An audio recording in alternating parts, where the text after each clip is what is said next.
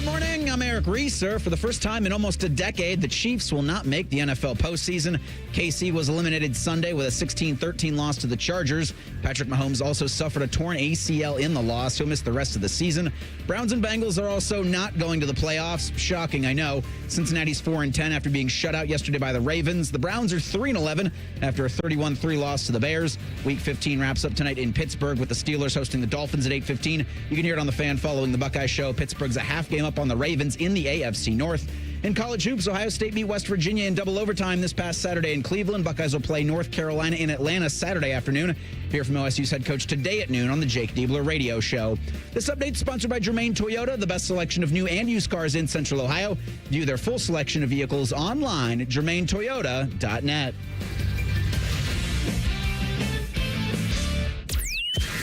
Your morning just got more interesting. Distilled and barrel-picked for your listening pleasure. Beau Bishop, a local sports media legend. What William T. Sherman was to the Union Army, he is to Northern College football. A husband, a father, and middling youth sports coach. He's friends with Central Ohio sporting royalty. I'm talking to Ohio State Athletic Director Ross Bjorken. Coach Day walking on with us right now. Good to see you, buddy. Good buddy, Austin Ward. My good buddy Tim May, the Tim May Show. The great Doug Lavery's joining us. Hi, everybody. Dom Barry here. Oh, Reese came in and he handed me papers. Yeah, and then he said, "You see that button? That's the only button you need to worry about. Don't touch. There's 8,000 buttons in front of me." Oh, I didn't know what he was talking about. The one that says on.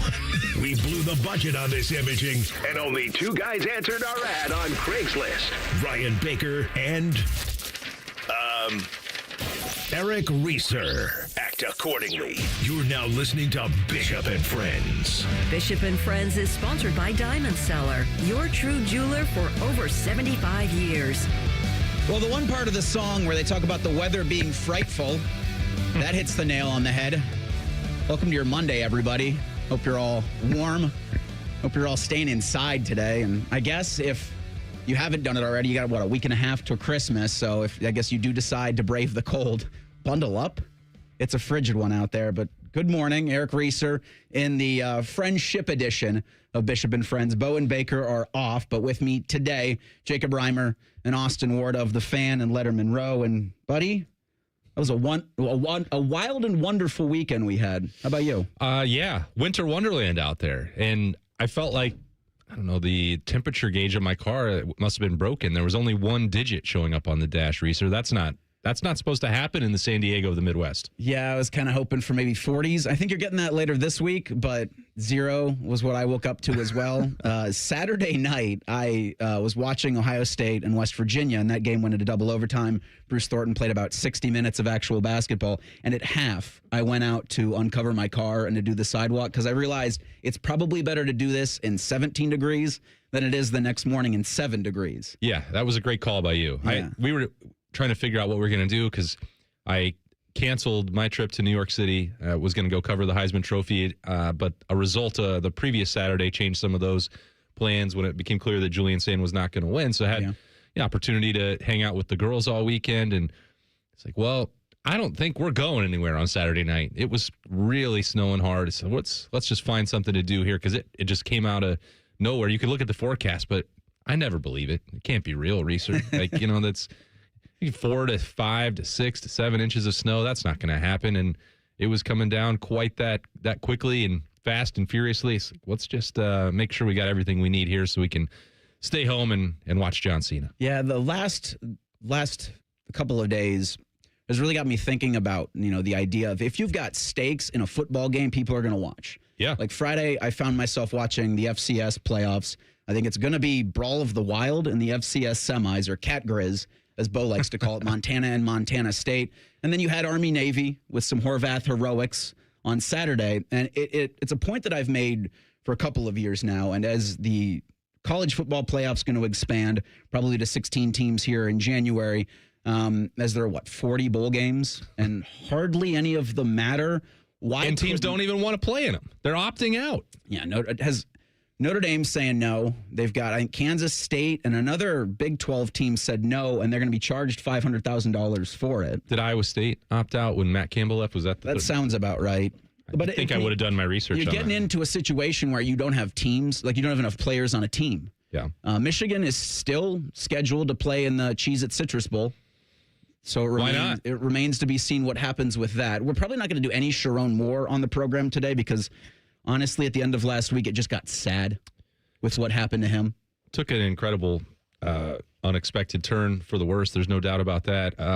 Don't have to talk about him specifically, Reeser, but the athletic department as a whole is an absolute dumpster fire, and we could probably talk about Ward Manuel and an investigation for hours because they need a complete clean house over there.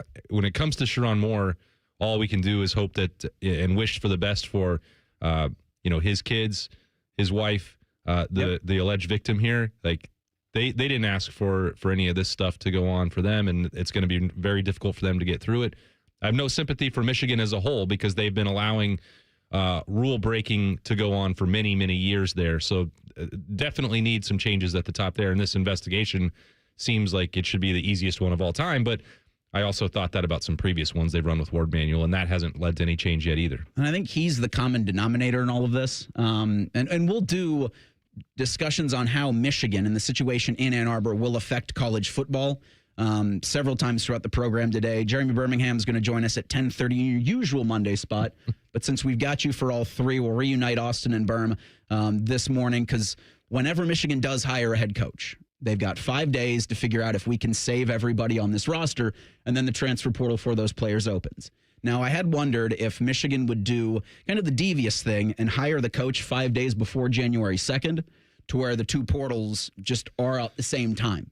You have the new single transfer portal in the winter that's 15 days, and then you've got the, hey, your coach is gone, sorry about it, here's another portal, and only have to worry about 15-day stretch rather than having to worry about two 15s over the course of 30. Yeah, I think if you are the Wolverines, you actually need to probably mitigate the window that's open because if you wait and you let, they cannot keep Michigan players from entering their name January 2nd. The ones that were going to do that, no matter who the coach was, whether it was Sharon Moore or anybody else, you would not want to go through that 15-day window and then allow it to open back up again after they make a hire, whether that's Jed Fish, Kalen DeBoer, Lincoln Riley, Brian Kelly, any of these guys that I think are the actual top candidates on the list there. So, there actually needs to be some urgency, at least unless you want, which I'm sure Ohio State fans would be fine with, their entire roster to be decimated in January, which is possibly going to happen anyway. Yeah, I mean, certainly some of the bigger players, they're going to be picked over. And then you kind of wonder what's going to happen with Bryce Underwood. What if you want to bring players in too, Reeser? Like, there's only now this one window. Yeah. It's not as if you can get through January, and if you don't have that new coach in place, you can come back after spring ball and be like, well, here's what this situation is like. Bill Belichick had to do a lot of that in April last year. Didn't work out. There's not generally a lot of high caliber athletes available to you post spring ball. It's not where you want to be living. So, that's the one opportunity they're going to have. They already missed the early signing period, although they did their best. That was the devious part. That was bad. So they already did keep a lot of those guys in place, at least for the time being. They can ask to be released, but a lot of them probably signed some contracts that have financial implications. That's the part that's really, for the players, for the football side, removing the rest of the Sharon Moore conversation, that was the gross part about the way the athletic department handled this when they knew a lot longer than they knew it was there. They knew it was coming. I don't think they knew that she was going to turn state's witness a couple of days before Monday, I believe. Yeah, at least a couple of days after the national signing day. But they knew there was stuff within the program that at some point could permeate to the surface and cause another uproar. If they didn't, then that's yet another example of Ward Manuel needing to be replaced because all across the country, whether that's agents, whether that is other coaches, not just in Columbus. I mean, I'm telling you, the Sharon Moore saga and the things that may or may not have been going on were being talked about in the middle of this season and in some cases longer than that. So that's why I talk about the investigation and this new group that they're bringing in research. Like, well, what can they find? Apparently they found nothing the last time, and that's hard to believe because everyone else was very well aware of what was happening. And so with Michigan and what's to come of this, investigation of their whole athletic department, there's going to be national ramifications. Back in the summer, we had Shehan Jeyarajah from CBS Sports on, and he kind of broke down what was going on with Texas Tech. And when we did our 20 most interesting programs, the Red Raiders were one of them. And he had said that the goal for Texas Tech, was to make the Big 12 title game and then kind of see where the chips fall. And boy, did they. They certainly had a moment. Not as big of a moment as Indiana, but Shehan's going to join us at 11:30 and kind of discuss what's next for this program that has accomplished everything that they wanted to do in sort of year one of a cash infusion rebuild.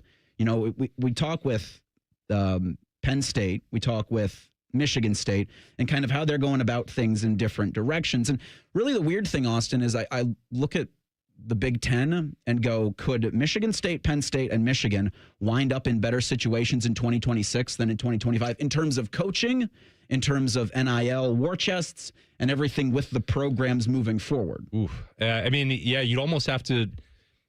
I think you have to break them out individually. They're all unique. Yeah, yes. Because like in terms of roster retention and NIL pool, I would bet right now that the Wolverines are going to be more stretched than they were a year ago. Now, they're probably going to be dramatically better coached than they were under Sharon Moore. Again, we are talking solely about the football aspect. He was not delivering. That's part of the reason I think that you found them actually willing to pull the trigger at the time that they did. That's an outside assessment, and that's my opinion. But given the timing of all that, it's hard to deny that. Penn State, I think, they just spent, as you mentioned, a huge level. They thought that they were following the 2023 Michigan blueprint, the Ohio State retention plan of 2024, keeping the core of that group together with Drew Aller and Katron Allen and Nick Singleton and on down, Danny Dennis Sutton on down the line. You know, James Franklin, as much research as you know, I am skeptical of his big game ability like everybody else, but also just some of the sliminess with him as a recruiter. He was winning 10 games every single year, and he had those NIL resources. That part's going to be new for Matt Campbell, and he's not, won. So he's not even really been in some of these highest profile games the way that James Franklin had proven that he couldn't win them. So that's a little bit uncertain. And then, Pat Fitzgerald. We could probably talk about this for all of them. I think people have misevaluated like the end of his career, and some of the justification is, well, he's doing this with Northwestern players and hands tied behind his back. 1-11 is 1-11. Yeah. And the game has changed dramatically since he was last in it 4 or 5 years ago. So I think that there's reason to be skeptical about all of them, but there's also each part, like if there's a coaching improvement at Michigan or, someone who has better in-game management at Penn State or a developer of talent the way that Pat Fitzgerald was at Northwestern, we can find the positives there. I'm skeptical if overall there's going to be an upgrade because you're not having to deal with the same sort of issues at Ohio State, Oregon, or USC right now. So at least for the moment with Lincoln Riley. But we'll see what happens. What's insane about all of those schools you just mentioned, including USC, they're trying to be Indiana. Well, I didn't even mention the Big Ten champions. So I'm going to have to learn that discounting the Hoosiers, I do that at my own detriment. At your own peril. A couple big names have turned down or at least said they're disinterested in the Michigan job. We'll discuss that next. It's Bishop and Friends on The Fan. A lot has changed in 30 years, but we're still that old shoe that feels worn in and well-loved. And well, we smell a little, but you've accepted that. The Fan. Take action and get expert service from Logan Services. Heating service calls are just $79. Furnace tune-ups are also $79, and plumbing service calls are just $79. We work in your neighborhood, and scheduling online is quick and easy. So visit our website to book your appointment now. For fast, friendly service, choose Logan Services. Ride off, then write off when you take advantage of the year-end tax break offers at Bobcat Enterprises. Right now, Bobcat has 0% financing for 60 months on compact tractors. Use tax code deductions to maximize your reinvestment power and gain a competitive edge for 2026. Plus, you can lease, finance, or directly purchase equipment and still apply for the tax deduction. Stop by Bobcat Enterprises in Hilliard, Reynoldsburg, or Zanesville, or see our full line of products at bobcatent.com today. Offer expires 12/31/20 25. Make your shopping stress-free this holiday season. Hi, it's Alex Johnson from the Diamond Cellar. As your one-stop luxury destination for over 77 years, we offer everything from brilliant diamonds to classic timepieces and the world's finest fashion jewelry. With every gift wrapped in our signature blue box, you'll be saving time and giving joy, all with guaranteed best prices that no one can match. Experience holiday shopping the way it should be. Simple and unforgettable. Visit Diamond Cellar on Salmo Road or at Easton Town Center. Bobby Carpenter here for Germain Toyota. Swing by Germain Toyota and ask for Marcello and discover unbeatable deals and a wide selection of new and certified pre-owned Toyota vehicles. Visit them at germaintoyota.net. Germain Toyota on the corner of I-70 and Bryce Road. Millions of fans agree. This Christmas tradition rocks. Trans-Siberian Orchestra, live in concert, presenting the Ghosts of Christmas Eve, the best of TSO and more. December 23rd, 2 shows, Nationwide Arena. Tickets on sale now at Ticketmaster.com. Trans-Siberian Orchestra. A portion of the proceeds benefits the James and Heather Pick Music Program. Give the gift everyone wants. Fun in your own game room. Beat the last-minute scramble with a gift card from Billiards Plus. And let that special someone go on a shopping spree they'll remember forever. Billiards Plus, making dreams come true on Dublin Center Drive in Dublin.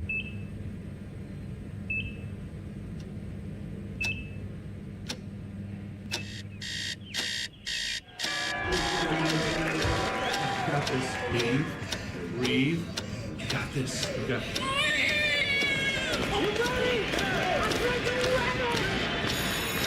In the moments that truly matter, what do? Rise to the occasion. Ohio Health. It's time. Hi, the Scott Antique Markets are back again at the Ohio Expo Center, featuring hundreds of vendors with collectibles and merchandise from all over the world. The market is one weekend monthly, November through March. Build your family heirlooms. You can find everything that gets old. Just take I-71 to exit 111 to enjoy America's favorite treasure hunt. Visit thescottantiquemarket.com for more information. Come join us at the Ohio Expo Center for the Scott Antique Markets. It's huge. It's the Scott Antique Markets this weekend. 2 hours ago, Kyle arrived at the bar. Hey, what's everyone drinking? 30 minutes ago, Kyle got his friends another round of drinks. Cheers! 5 minutes ago, Kyle decided to drive home drunk. A minute ago, a law enforcement officer pulled up behind Kyle. Sir, have you been drinking tonight? A chain of events that began 2 hours ago is about to change Kyle's whole world. Drive sober or get pulled over. Paid for by NHTSA. It's Monday Night Football on the Fan. Catch the Dolphins and Steelers live from Yinzerville. Fan coverage starts Monday at 8. Sponsored by Roosters, a fun casual joint. Your radio home of the NFL. The Fan, Ohio sports destination. Fan weather. From the Logan AC and Heat Services Weather Center. A nice mix of sun and clouds today, but don't let that sun fool you. We're still going to be bitterly cold with our feels like at or below zero. For tonight, partly cloudy with our lows down into the teens. However, the feels like will be even lower than that. And for Tuesday, more sunshine and finally temperatures getting back above the freezing mark. I'm meteorologist Meredith Garfalo with the 10 Weather Impact Forecast. It's Reaction Monday, where our highly trained experts talk football. Sponsored by the Roofing Guys. Your home for reaction and overreaction. The Fan. Drink recommendations, movie reviews, sports discussion, and whatever the hell Reeser does. This is Bishop and Friends. Eric Reeser, Austin Ward, Jacob Reimer rolling with you until noon today. They're so mean to you on these bumpers. If you can, stay inside. I know Meredith Garfalo talked about the sun and it warming up, but that is not today, my friends. Wednesday. So you're saying no golfing? Well, if you're ambitious. Got simulators, Reimer. No, if you're on the golf course, no one's going to stop you. Might stop yourself. I did drive by a golf course yesterday, and the pins were still in the hole. And it was just covered who's going with picking snow. those up? Yeah, I can't blame them. Real ones go out there. Winter greens, winter rules in effect. That's true. My wife said we were driving past on the way to the Junior Nutcracker on yesterday, driving past Ohio State Golf Course. She's like, yeah, when I when I was a kid, we used to go sledding out there. I'm like, at Ohio State? Yeah. Like, come on. We did say at a country club. Like, tearing up the greens. My goodness. Yeah. Can you imagine, Reimer? I just went to my local fairgrounds to sled. You guys are at these very nice golf courses. Well, it's proximity, man. Like, we didn't just say, like, the nearest golf course. We got to go attack that. we got to go to a country club. The hills were rolling. It's a very UA thing to do, right? Yes. Those who know. I was asking you in the break just how wild our college football conversation has become in the past 7 days. Because this time last week when we had you on, it was trying to dissect and figure out what happened with Ohio State against Indiana in the Big Ten championship. That didn't last long. And it did not. It maybe lasted a day. And you had mentioned Jim Knowles going to Tennessee. Normally, that's something we take 10 minutes to talk about. But then the whole Michigan thing broke. It lasted about 15 minutes, and he just moved on. And I do wonder for Knowles if he takes his entire binder with him to Knoxville, because there's a joke about people from Tennessee that I probably shouldn't make because of your history with them. And I don't worry about that. Well, there's the joke that they're not able to read. I won't make that joke on the air, but like, does the binder? How do you think I was able to write for the newspaper so long? Nobody was being critical of my work. It's the first person to write in all emojis. But the binder, like, it doesn't work anymore. You can't go into a system, or you can't go into a new place with a binder and say, here's how you're going to play defense. Because now you have the transfer portal. Now you have guys that are just developed much earlier entering the college ranks that you've got to be able to say, what's in my room? Then that's how I'm going to base my defense off of it. A la Matt Patricia. Yep. And I think that the complicating factor here for Jim Knowles is that, and this is not to discount what he did at Ohio State, and I don't mean it this way. It took 3 years for them to reach their peak, and that was the conversation. You looked at his track record before he got to Columbus. You need some time to understand what you're doing. You need to be able to, fit the personnel to what Jim Knowles wants to accomplish, and that takes time and understanding and reps and familiarity. And James Franklin thought that he could microwave that at Penn State, and he could not. And now Josh Heupel's trying to do the exact same thing with the Vols. He doesn't have 3 years. They need to win right away, or Josh Heupel's going to be unemployed, just the same way that James Franklin was. So now Jim Knowles is in this really weird spot where Ryan Day and Ohio State sort of had the patience and the time to let that develop because the offense was going to be so good. They didn't have to be the number one defense in the country right away.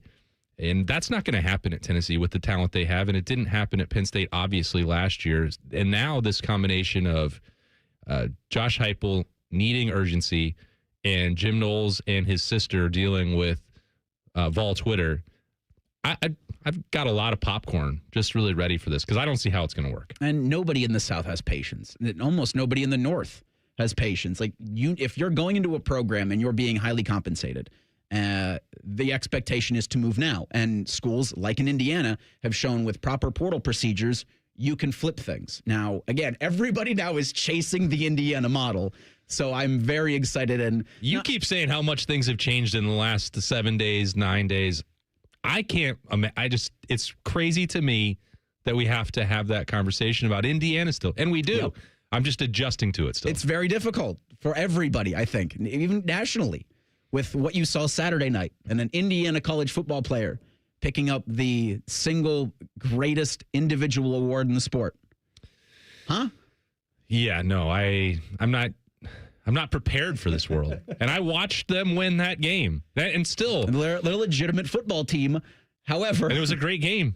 But I still, and maybe I'm wrong for this, I think that you agree with it, Reeser. I mean, the reason that we were talking last Monday about what went wrong is that I still think that Ohio State lost that game more than Indiana won it. And, falling short on that stage, Indiana had to be in position to get there, and then they had to take advantage when Ohio State made the mistakes, and they did. So I don't say any of that to criticize Curt Cignetti. I've learned my lesson on that. He knows what he's doing. I used Bing instead of Google.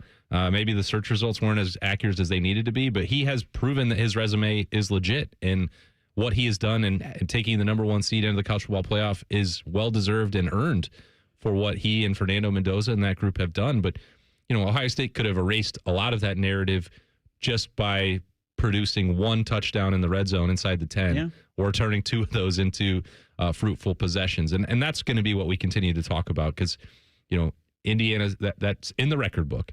And now Ohio State, all they can do is go try and get that corrected in the college football playoff. And that's what they're, Ryan Day and company are going to spend the next week tinkering with.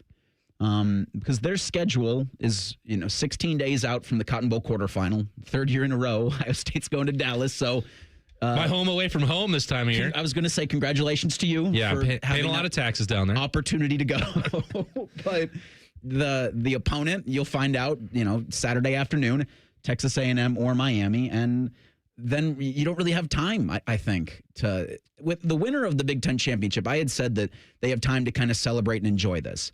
For the loser, you don't, because then the focus has to quickly shift. And whomever it's going to be in that Cotton Bowl quarterfinal, that's almost your exact attention the day after. Yeah. Because then you got two teams that are they're different, but attack you from similar directions in that they had a very aggressive pass rush, both A&M and Miami. Mm-hmm. You didn't have a ton of success against the aggressive pass rush of Indiana. And so I think that's kind of where you start to try to figure things out, the red zone issues. And then are we looking in the next 16 days about more Lincoln Keenholes? Yeah, and then the other, major complicating factor here is what you're going to do at right guard, because Sure. Reeser, all indications are to me that Tegra Shabola is now dealing with an injury, has had an injury addressed in the middle of last week, and will not be playing in the Cotton Bowl. Don't know about beyond that.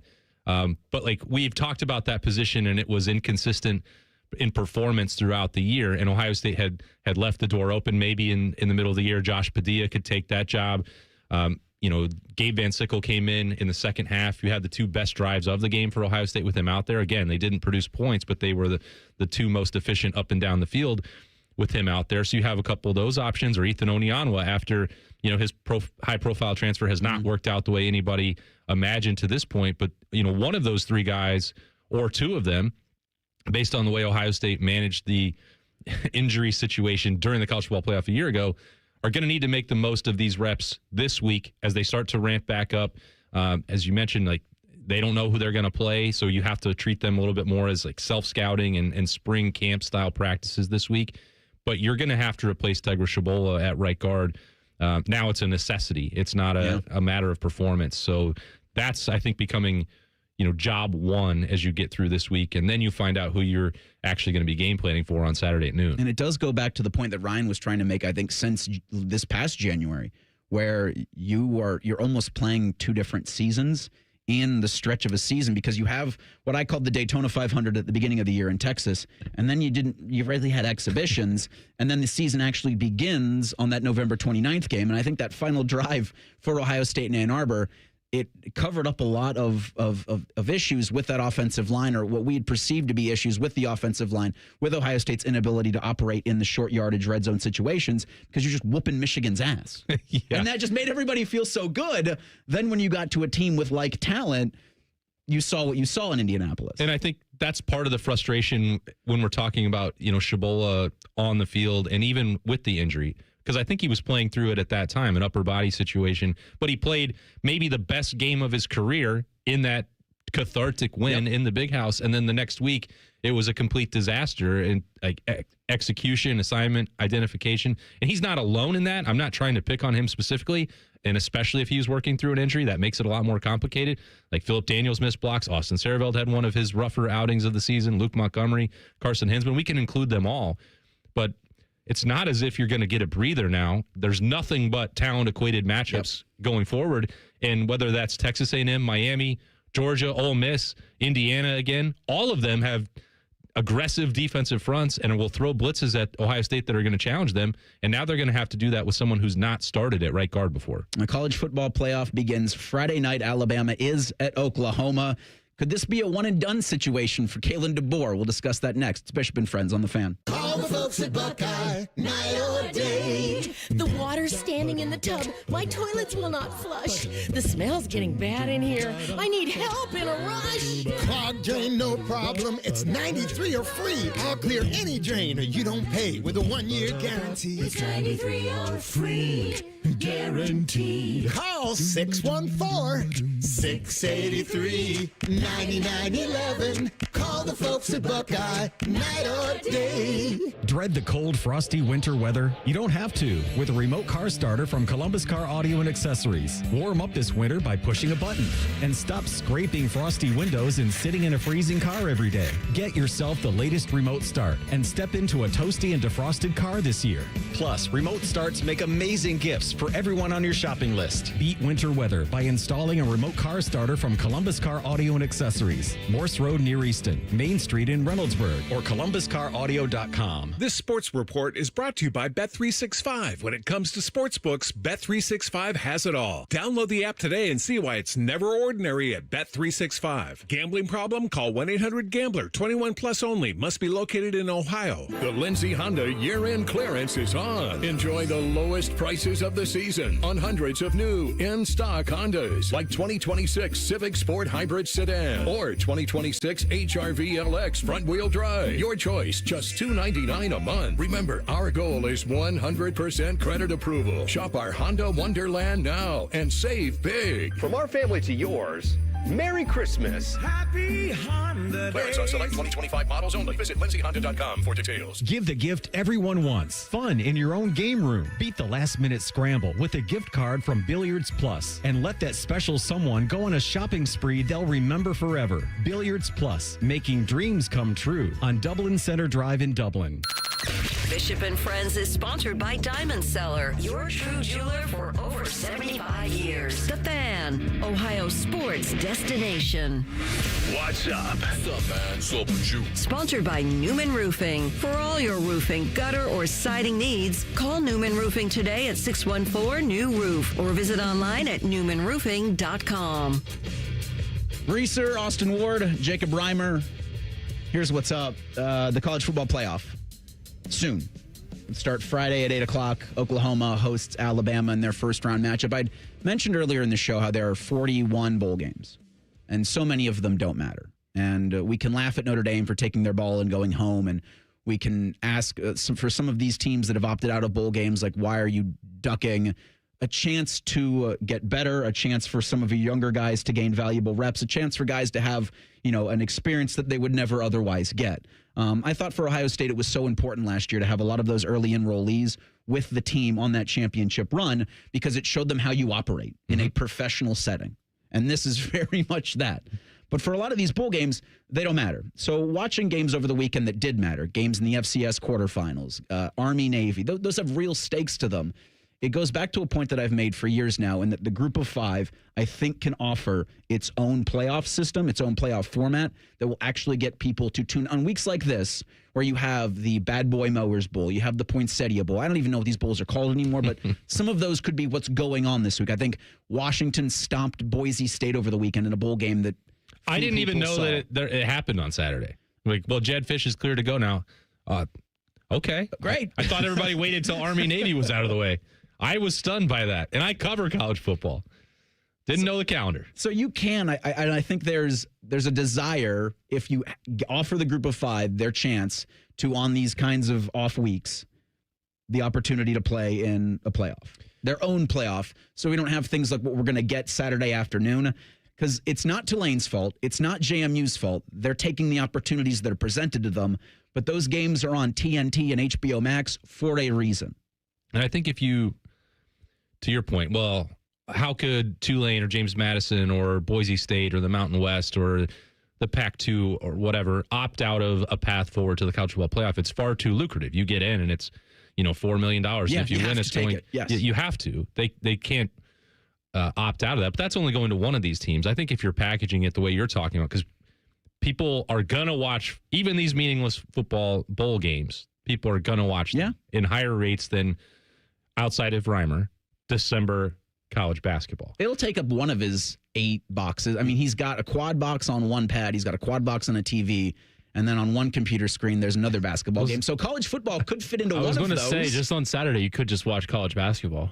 Yeah, you could have. But there aren't enough Reimers in the world, I think, to build that broadcast package. But the point that I was trying to make is that if you start competitively, it might be a difficult pill to swallow. Financially, as all of these programs at that level are trying to fight for survival and fight for eyeballs and fight for NIL packages and compensation to make sure that they can still have, rosters that could play, non-conference opportunities against the best in the Big Ten or the SEC or whatever. Your idea is probably the best way forward, Reeser, because whether that is TNT or ESPN or Fox or whoever, like those are going to be appealing games because they're going to get eyeballs in the couple million range no matter what, because a lot of these worthless, as we view them, bowl games are already getting that. Again, gambling is part of that, but people also love football at any time of year. When you attach something meaningful to that, I think that's a carrot right there, and it doesn't require like a threat of a super league or anything else. I just think here you go. You could even package them together, Reeser, to be honest with you. If you still want to take the highest ranked group of 5 team and they want to play in the college football playoff instead of taking their chances in a group of 5 playoff, like go for that. I think you probably have a better chance of winning one versus the other, but that could still exist in this system. Yeah, and I think like that's the option for the highest ranked. If they'd like to go into the college football playoff, if they'd like to be the 1 seed in the group of 5 playoff, they can have that opportunity.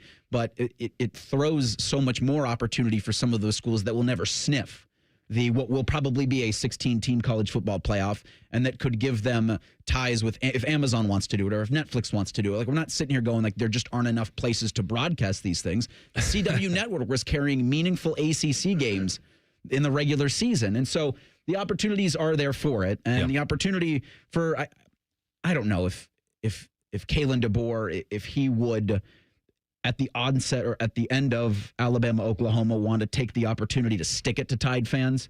Like say they I don't even know if that's the proper phrasing of it, because I still think the hardest job in sport, the hardest job ever in sports all time for anybody is following Nick Saban at Alabama. Like, I don't think there's a harder job ever been asked of anybody in sport.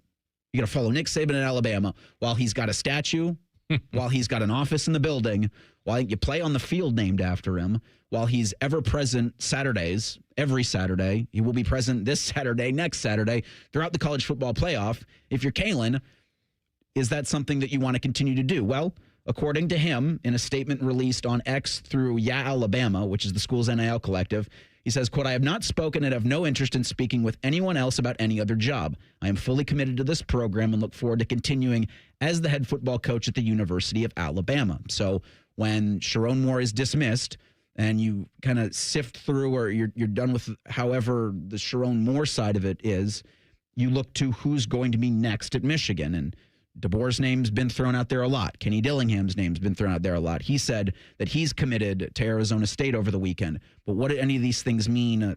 What did any of them mean last week? What did any of them mean yesterday comparative to what will they mean in a week when Michigan maybe gives you more for an offer? Or your situation for DeBoer at Alabama, if you lose to Oklahoma, just becomes I'm tired of these guys.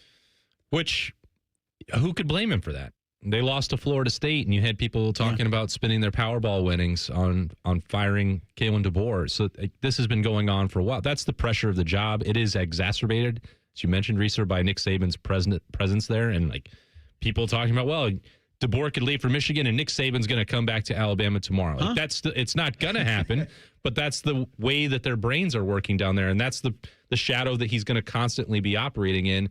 Maybe the next guy would have that diminished because then they would be compared more directly to Kalen DeBoer. But there's a couple things about the statement that I think are amusing. Let's put it that way. You're using the NIL collective to deliver that message, not an official Alabama football account, not any outlet that covers the team. And that's the way of the world. But that's the first place that you're going, which is to send that direct message out to. Is that because more recruits are seeing that? I think it's the financial implication, because it's on, however you find it to release it on social media, it's going to gain that traction and all the other outlets are going to pick it up anyway.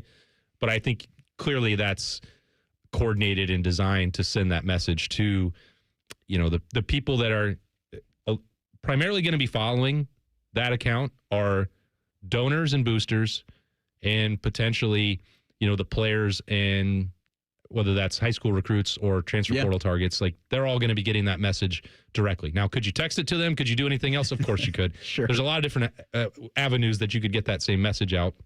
Once it's in the world, it's fair game for everybody. But that part I thought was a bit strange. Not strange, just a sign of the times.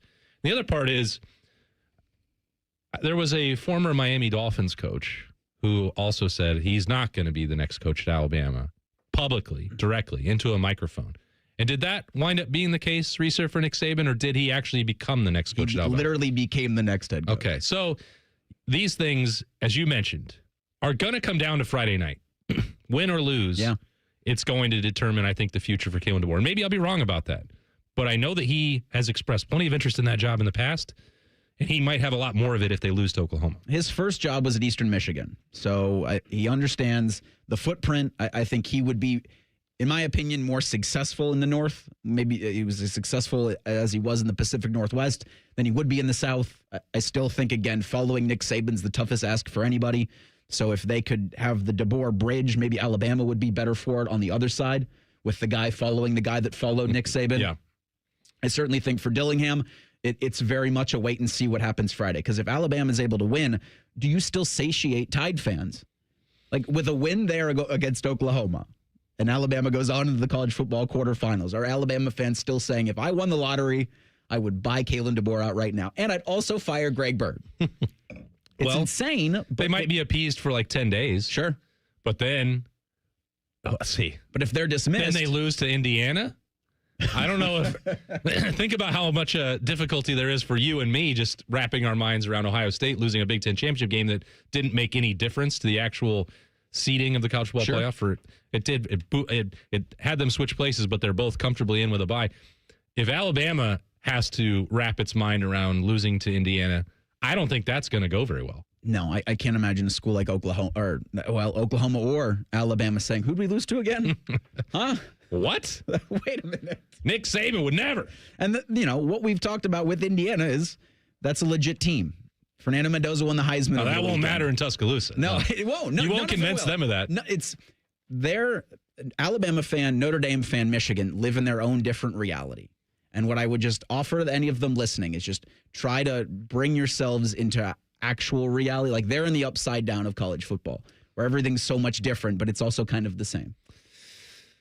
Well, they've only lived in that alternate reality for 100 years, so good luck. Easier said than done. Did the Heisman committee get it right? We'll discuss next. It's Bishop and Friends on The Fan. We know everything about you. We know you love the Buckeyes. We know you love the Jackets. We know you're wearing a red shirt. I just freaked the hell out of someone. The Fan. Hey, Jackets fans, we know what's on your holiday wish list. Ask your Secret Santa for a Blue Jackets holiday gift pack. You'll score 2 tickets plus a Blue Jackets Honlet shirt. Learn more at bluejackets.com/holiday. Always still look at myself as a high-performing athlete, even at 40 years old. And so I want to go able to run fast and do things that I could 15 and 20 years ago. And it was getting to the point where the pain was starting to limit that. Pain attacks people from all walks of life, not just former professional athletes like Bobby Carpenter. That's where QC Kinetics non-surgical treatment steps in. And now that the pain is gone, I've been able to go and do the stuff that I love and run fast and run sprints and try to get back to where I was. QC Kinetics regenerative treatments use your body's own healing properties to deliver long-term relief without surgery. Now, being able to go and work out and do the stuff that I want to do and challenge my body, it's made me a better person, a more pleasant person to be around. Don't wait. Call QC Kinetics for your free consultation today. QC Kinetics. Call QC Kinetics, 380-208-4544. That's 380-208-4544. 380-208-4544. Hey, it's Anthony, and it's Happy Honda Days at your main Honda of Dublin. What am I going to give you? How about rates as low as 0%? You want no payments for 90 days? You got it. Do you have a trade-in? I'll make sure Rich gives you an extra $1,000 for your trade. Yep, an extra $1,000. Or I'll slide you right into a brand new Honda with leases starting from only $239 a month. Happy Honda Days right now at your main Honda of Dublin on Sawmill Road, just south of 270, or online at yourmainhondaofdublin.com. This Christmas, get a bonus AI Essentials course when you enroll in any My Computer Career IT program by the end of the year. That's a $3,900 value. Attend classes online or on campus. Enjoy lifetime job placement support and IT certifications in high demand. Go to mycomputercareer.edu today and take the free career evaluation. That's mycomputercareer.edu, an elite CompTIA certification partner. Conditions apply to AI offer and financial aid is available to those who qualify, including the GI Bill. They're trained. They're fired up. Let's do it. When you need heat, they can't be beat. They're Ohio State's undefeated heating and cooling team. For plumbing, drain, heating, and cooling, there's only one team. The Waterworks. Better care, better value, better results. Call the Waterworks at 614-232-2222 or visit them online at thewaterworks.com. A proud sponsor of Ohio State Athletics. Now's the time to buy or renew your 2026 dog licenses. Not only are dog licenses required by law, but fees support the Franklin County Dog Shelter and Adoption Center. Buy or renew your dog licenses today at franklincountyauditor.com. 'Tis the season for a holiday loan from BMI Federal Credit Union. With loan amounts from $1,000, $3,000, or $5,000, make your holiday shopping easier. Enjoy low fixed rates and no application fees. Visit bmifcu.org/holiday loan for details. Hey, it's Matty Ice. Are you in need of a dependable truck for the long winter months ahead? Well, then my buddies at McDaniel GM Superstore in Marion have just what you're looking for at the best price around. You can lease a brand new 26 Chevy Silverado 1500 for just $339 a month for 36 months with $1,379 due at signing, or you can save up to $15,000 off MSRP if you finance. Certain restrictions apply. They're just off Route 23 on 95 in Marion, or you can visit McDanielGMSuperstore.com. Chevrolet. Together, let's drive. This is Corey Sickles with Safe Harbor Retirement Group. How much income will you need to retire? Let us help make sure you reach your financial goals. Visit safeharboroh.com to schedule a complimentary meeting. safeharboroh.com. How many different ways can you consume morning juice? Let's see. Live on YouTube, live on the Fans HD3, podcast on demand, and on 10 TV Plus. And we'll send Bobby right to your house. Weekday mornings from 6 to 8. The Fan. All your favorite fan shows are available when you want them. Head to 971thefan.com and hit that subscribe button. The Fan, Ohio sports destination. The best hair on the air. You are listening to Bishop and Friends. Yes, you are. Eric Reeser, Austin Ward, Jacob Reimer rolling along with you today on a Reaction Monday. College football playoff starts Friday night at 8 o'clock, Alabama and Oklahoma. And then at noon on Saturday, you'll have Miami at Texas A&M. Winner there gets the Buckeyes in the Cotton Bowl. That'll be on New Year's Eve at 7:30. This past Saturday night, you had Diego Pavia, Fernando Mendoza, Jeremiah Love, and Julian Sayin in New York for the Heisman Trophy ceremony. And it was Indiana's quarterback for the first time all time, anytime, taking home the single so much history being made, individual honor that you can be given or you can have bestowed upon you in college football. Mendoza received 643 first place votes. He won by a point margin, 2,362. Pavia was second. Vanderbilt's quarterback got 1,435 points, 189 first place votes. You had Jeremiah Love with 46 first place votes. Julian Sayin had 8 first place votes. And the linebacker out of Texas Tech, Jacob Rodriguez, had 17 first place votes. Jeremiah Smith got 4. Caleb Downs got 2 first place votes. Kudos to those voters, by the way, for looking at this and actually trying to take it seriously from who is the best football player in America, not who has the best stats. And I'm not diminishing the accomplishments of Mendoza. I'm not trying to do that when I say this, but Jeremiah Smith's numbers were, not Heisman level winning. They were not as eye-popping as everyone anticipated. Some ways he was a victim of his own success, and judging that based off a year ago, he's still one of the most productive wide receivers that you're ever going to find. Yeah. The numbers there's nothing wrong with them, but taking that and Caleb Downs, who, you look through his box score in the stat sheet, it doesn't immediately jump off the page that this guy is as dominant a defender as you're going to find in the country. So 6 combined first place votes for those two. I'd love to know those voters and shake their hand for appreciating something that the numbers might not have reflected. Because I think there are 2 different questions that are asked about the Heisman, is who had the best season in college football, and then who's the best player. Because certainly Jeremiah and Caleb are on a very short list of best player.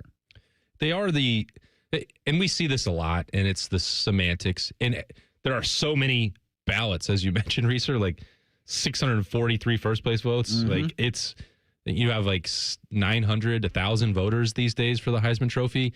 Everyone's going to view it through their own lens. And it's the matter of most outstanding college football player or most valuable. And we see this every year with the MVP in the NFL, or really awards for, any major sport.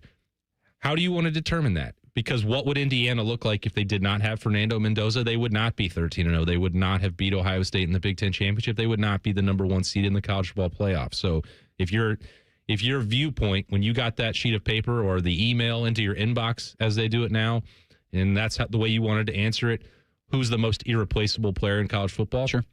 Like the Indiana quarterback or the Vanderbilt quarterback are going to get more credit for that than any Ohio State player. And I mentioned this as well, like the voting for college football itself is broken, and we're going to probably touch on that more specifically with the Biletnikoff Award, but Ohio State players and the team itself are held to a much higher standard because they're surrounded by so many good players, because they have great coaching, and every year they are in the national title picture. Is that fair to the individuals? Is it ridiculous that Ryan Day's never going to win the Big Ten Coach of the Year or a national college football award like that? Urban never won it. Tressel never won it. Like it is crazy, and it doesn't make sense. But at this point, you just have to accept that that's the way of the world for Ohio State. And judging the success of the team by the individual awards is not going to work. It is going to be up to the college football playoff and winning a national championship. And that's what these guys want to play for anyway. Right. And I think I throw out Jeremiah's Heisman line: 4 first-place votes, 18 second-place votes, 36 third-place votes. He's also Big Ten Receiver of the Year. But the Biletnikoff, which goes to the most outstanding wide receiver in the country, went to USC's Mekhi Lemon. What conference does he play in? Plays in the Big Ten. Oh, okay. Well, that doesn't make sense. It does not. And I wonder if this is more of an award for Lemon in kind of the same way that Jeremiah Love received legitimate Heisman consideration, 46 first-place votes. As a guy going out with a really productive season, thank you for your service. I'm glad that you wrote these down, the numbers from Mekhi Lemon, because you said, well, maybe these voters were just tricked by a statistical outlier of a season. Well, I don't think that was the case here. They're pretty much identical. They're almost the same. And the coach Lemon and Jeremiah Smith. And the coaches in the Big Ten made their voices very clearly known. The media that covers the Big Ten, there was no real dispute. The person, and Jeremiah posted on social media about it. I think he's not exactly thrilled by this turn of events. He hasn't won the Biletnikoff in either of the first 2 seasons at Ohio State. Had a pretty compelling case both years, but I think that if that's a little extra motivational fuel, it certainly seems like that's the way he's going to take it. But, as you just look at these numbers, you don't understand how voters could reach this conclusion. I sure feel bad for Miami or Texas A&M corners. Can you imagine if fired up Jeremiah Smith is also playing against Miami after all this conversation about the Hurricanes over the last couple of years? It doesn't seem like a good situation for the Hurricanes. I think Texas A&M's going to win, but God, I really want Miami. I would agree with that. And I also think that Miami is the better team. So it would make a more compelling and competitive matchup for Ohio State. Think about 6 or 7 weeks ago, the Mondays that we'd be talking, Reeser and Beau would be looking at this number 1 versus number 2. Oh, Miami's the best team right here. People are projecting them to play for the national championship. I think that'd be fun. Both of the matchups, I think, are winnable for Ohio State. But, is it going to be easy to go into Kyle Field and win on the road in the playoff for Miami? I would say very much no, but I'd like to see it for sure. I'd like to see if Texas A&M's crowd traveled. Like I'm a little torn on it because I would like to see Ohio State beat Texas A&M in the Cotton Bowl in Dallas. Yeah, because it would probably be a strong Aggie contingent, despite how well Ohio State fans travel and the alumni base in the Dallas-Fort Worth. Yeah, you're not going to force the Scarlet and Gray out of it. That's not going to happen. It would just be. I love this about the college football playoff. I don't love how many games there are. I don't love how it's going to constantly expand, but I love how it does give us these matchups. And I love how, especially with the first round games, you're going to see, a lot of crimson, a lot of red Saturday in Norman. And then in College Station, you're going to see a lot of orange and green in that sea of red. It's going to be, the other 2 matchups aren't worth our attention. Probably not even going to see like a sellout crowd at home for those. Yeah, if we're being honest, Stadium. Like, do you think? I mean, maybe Oregon, but I don't know. First time for them doing it? Especially if they can actually get a win in the college football playoff? I'm going to have to pay attention because I haven't even looked like what the ticket prices, what the get-in rate is going to be, for Oregon. Because if you try to tell those home fans, well, this is a historic moment. It is a college football playoff game here. And you try to raise the ticket prices ahead of they played Indiana there earlier this year in a top 5 matchup. Yeah. You can't convince people that that's the situation that Oregon is going to be in on Saturday. What are they favored by right now? Like 3 touchdowns? Yeah, Oregon's a 21.5-point favorite. So how are you going to... They're a passionate fan base. I enjoyed the trip out to Eugene last year outside of the traffic and their inability to actually host big games. They're not equipped to do it out there, and maybe they won't have to put people on the roof of the press box this time. I don't know. I hope for their sake that they don't. But it's where the JMU beat gets to go. Yeah, that beat is probably just a little bit smaller than Ohio State, so maybe everyone will be safely tucked away inside the press box and not strapped to the roof. But, could there be empty seats for these games? I think that might have to be another one of the wake-up calls to, should we continue to push this to 16? If you're going to have matchups which is unavoidable given the structure, are 3 touchdowns, point spreads, is that going to be compelling for people to go buy these tickets, and especially if the price goes up? On ESPN, it shows tickets as low as $136. So if that's Oregon fans jumping at the opportunity, or even James Madison people wanting to fly across the country and hope for an upset, good for them. I can imagine that being a tough sell. Remember what we were talking about here a year ago, which was Tennessee fans taking it over and Ohio State fans not even, some of them not wanting to be there, not wanting to support. Now, that didn't wind up necessarily being the case, and it was still, I think, around, from my vantage point, 70% Ohio State fans. It was not the takeover that the Vols claimed that they were going to stage in the Horseshoe, but some of these matchups are always going to be difficult for people to wrap their minds around, and certainly their wallets. All I got to say is the last time JMU was a 12 seed against a 5 seed, what happened? They pulled off an upset against a Big Ten team too. Oh, he's always bringing it back around to hoops. It's a really good job out of him. There's commitment to the gimmick. Speaking of gimmicks, if his time is truly up, whose time is it now? Woo. That's next. It's Bishop and Friends on the Fan. Matty Ice has a large tattoo on his calf of LeBron eating a lion. I have nothing else to say. Rothman and Ice. Weekdays from noon to 3. The Fan. Men, it's the holidays, a time of love and joy. But if you suffer from erectile dysfunction, the season can be tough on you. This is Jeff for Tri-State Men's Health, and if you and your partner are experiencing struggles because of ED, change it up this year. Give the best gift you can give to the one you love by treating your ED and restoring your relationship. At Tri-State Men's Health, we're experts in treating ED, and as a Promedic restorative health practice, we've literally seen countless thousands of relationships renewed across the nation. Plus, with treatments having success rates well over 90%, coupled with many treatment options, we can likely find the right one for you. You may even find you're performing like you haven't in years. So call us and give your partner the best gift you can give this season. A renewed, restored relationship. Your first visit is only $99 and includes blood work, a medical consult, and if medically advised, a test dose. And if that test dose doesn't work in our office, your visit is free. Call 800-900-9654 or go to tristatemenshealth.com. We have 2 convenient locations in the area to serve you in Hilliard and Westerville. Dormar, your pilot hero. 'Tis the season to be hungry at Roosters. That's why for every $50 spent on Roosters gift cards, you'll receive a $10 Rooster Buck back in your stocking. May your holidays be filled with friends and family, love and laughter, and of course, Roosters Wings. Go to roosterswings.com today or drop by any Roosters location to purchase your $50 holiday gift cards and receive a $10 Rooster Buck in return.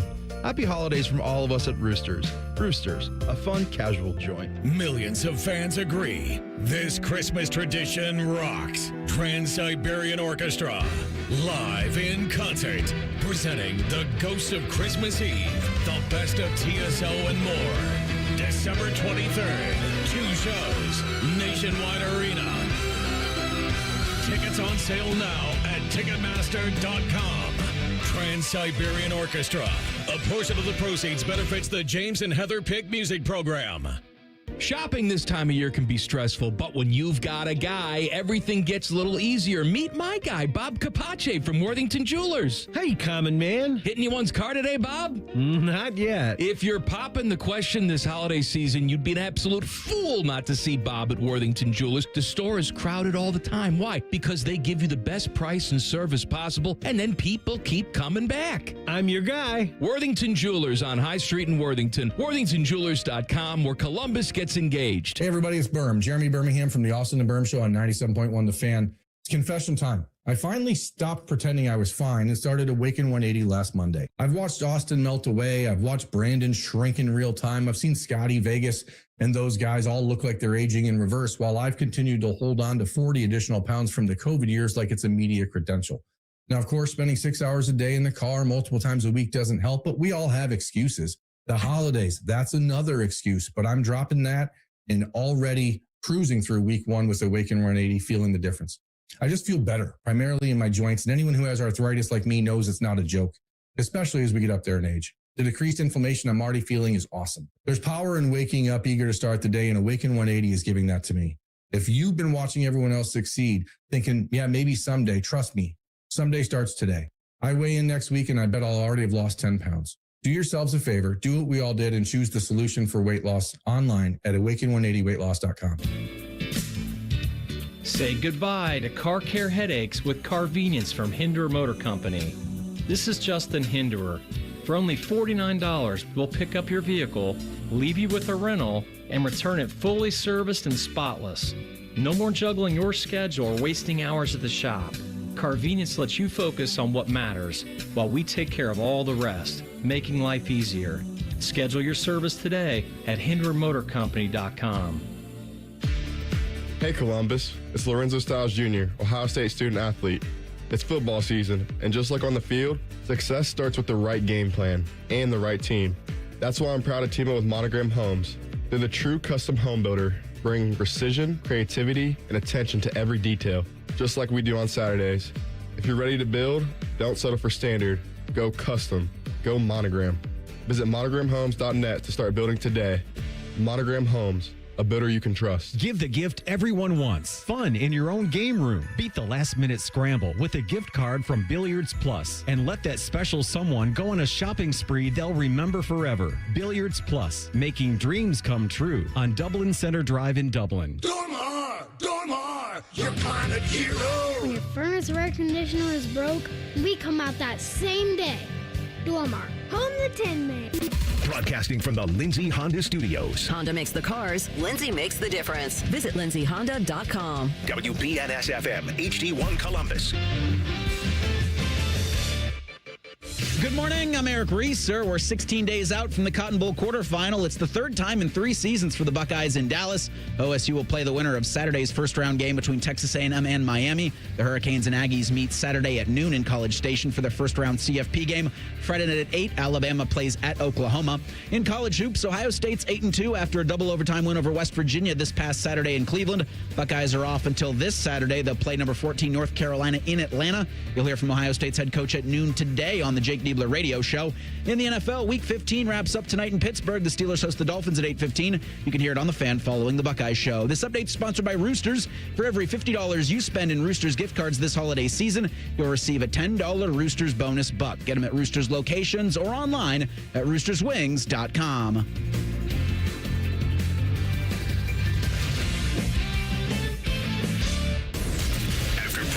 Tom Tiberi for a decade, the broadcast gods gave Beau these two. This is Bishop and Friends.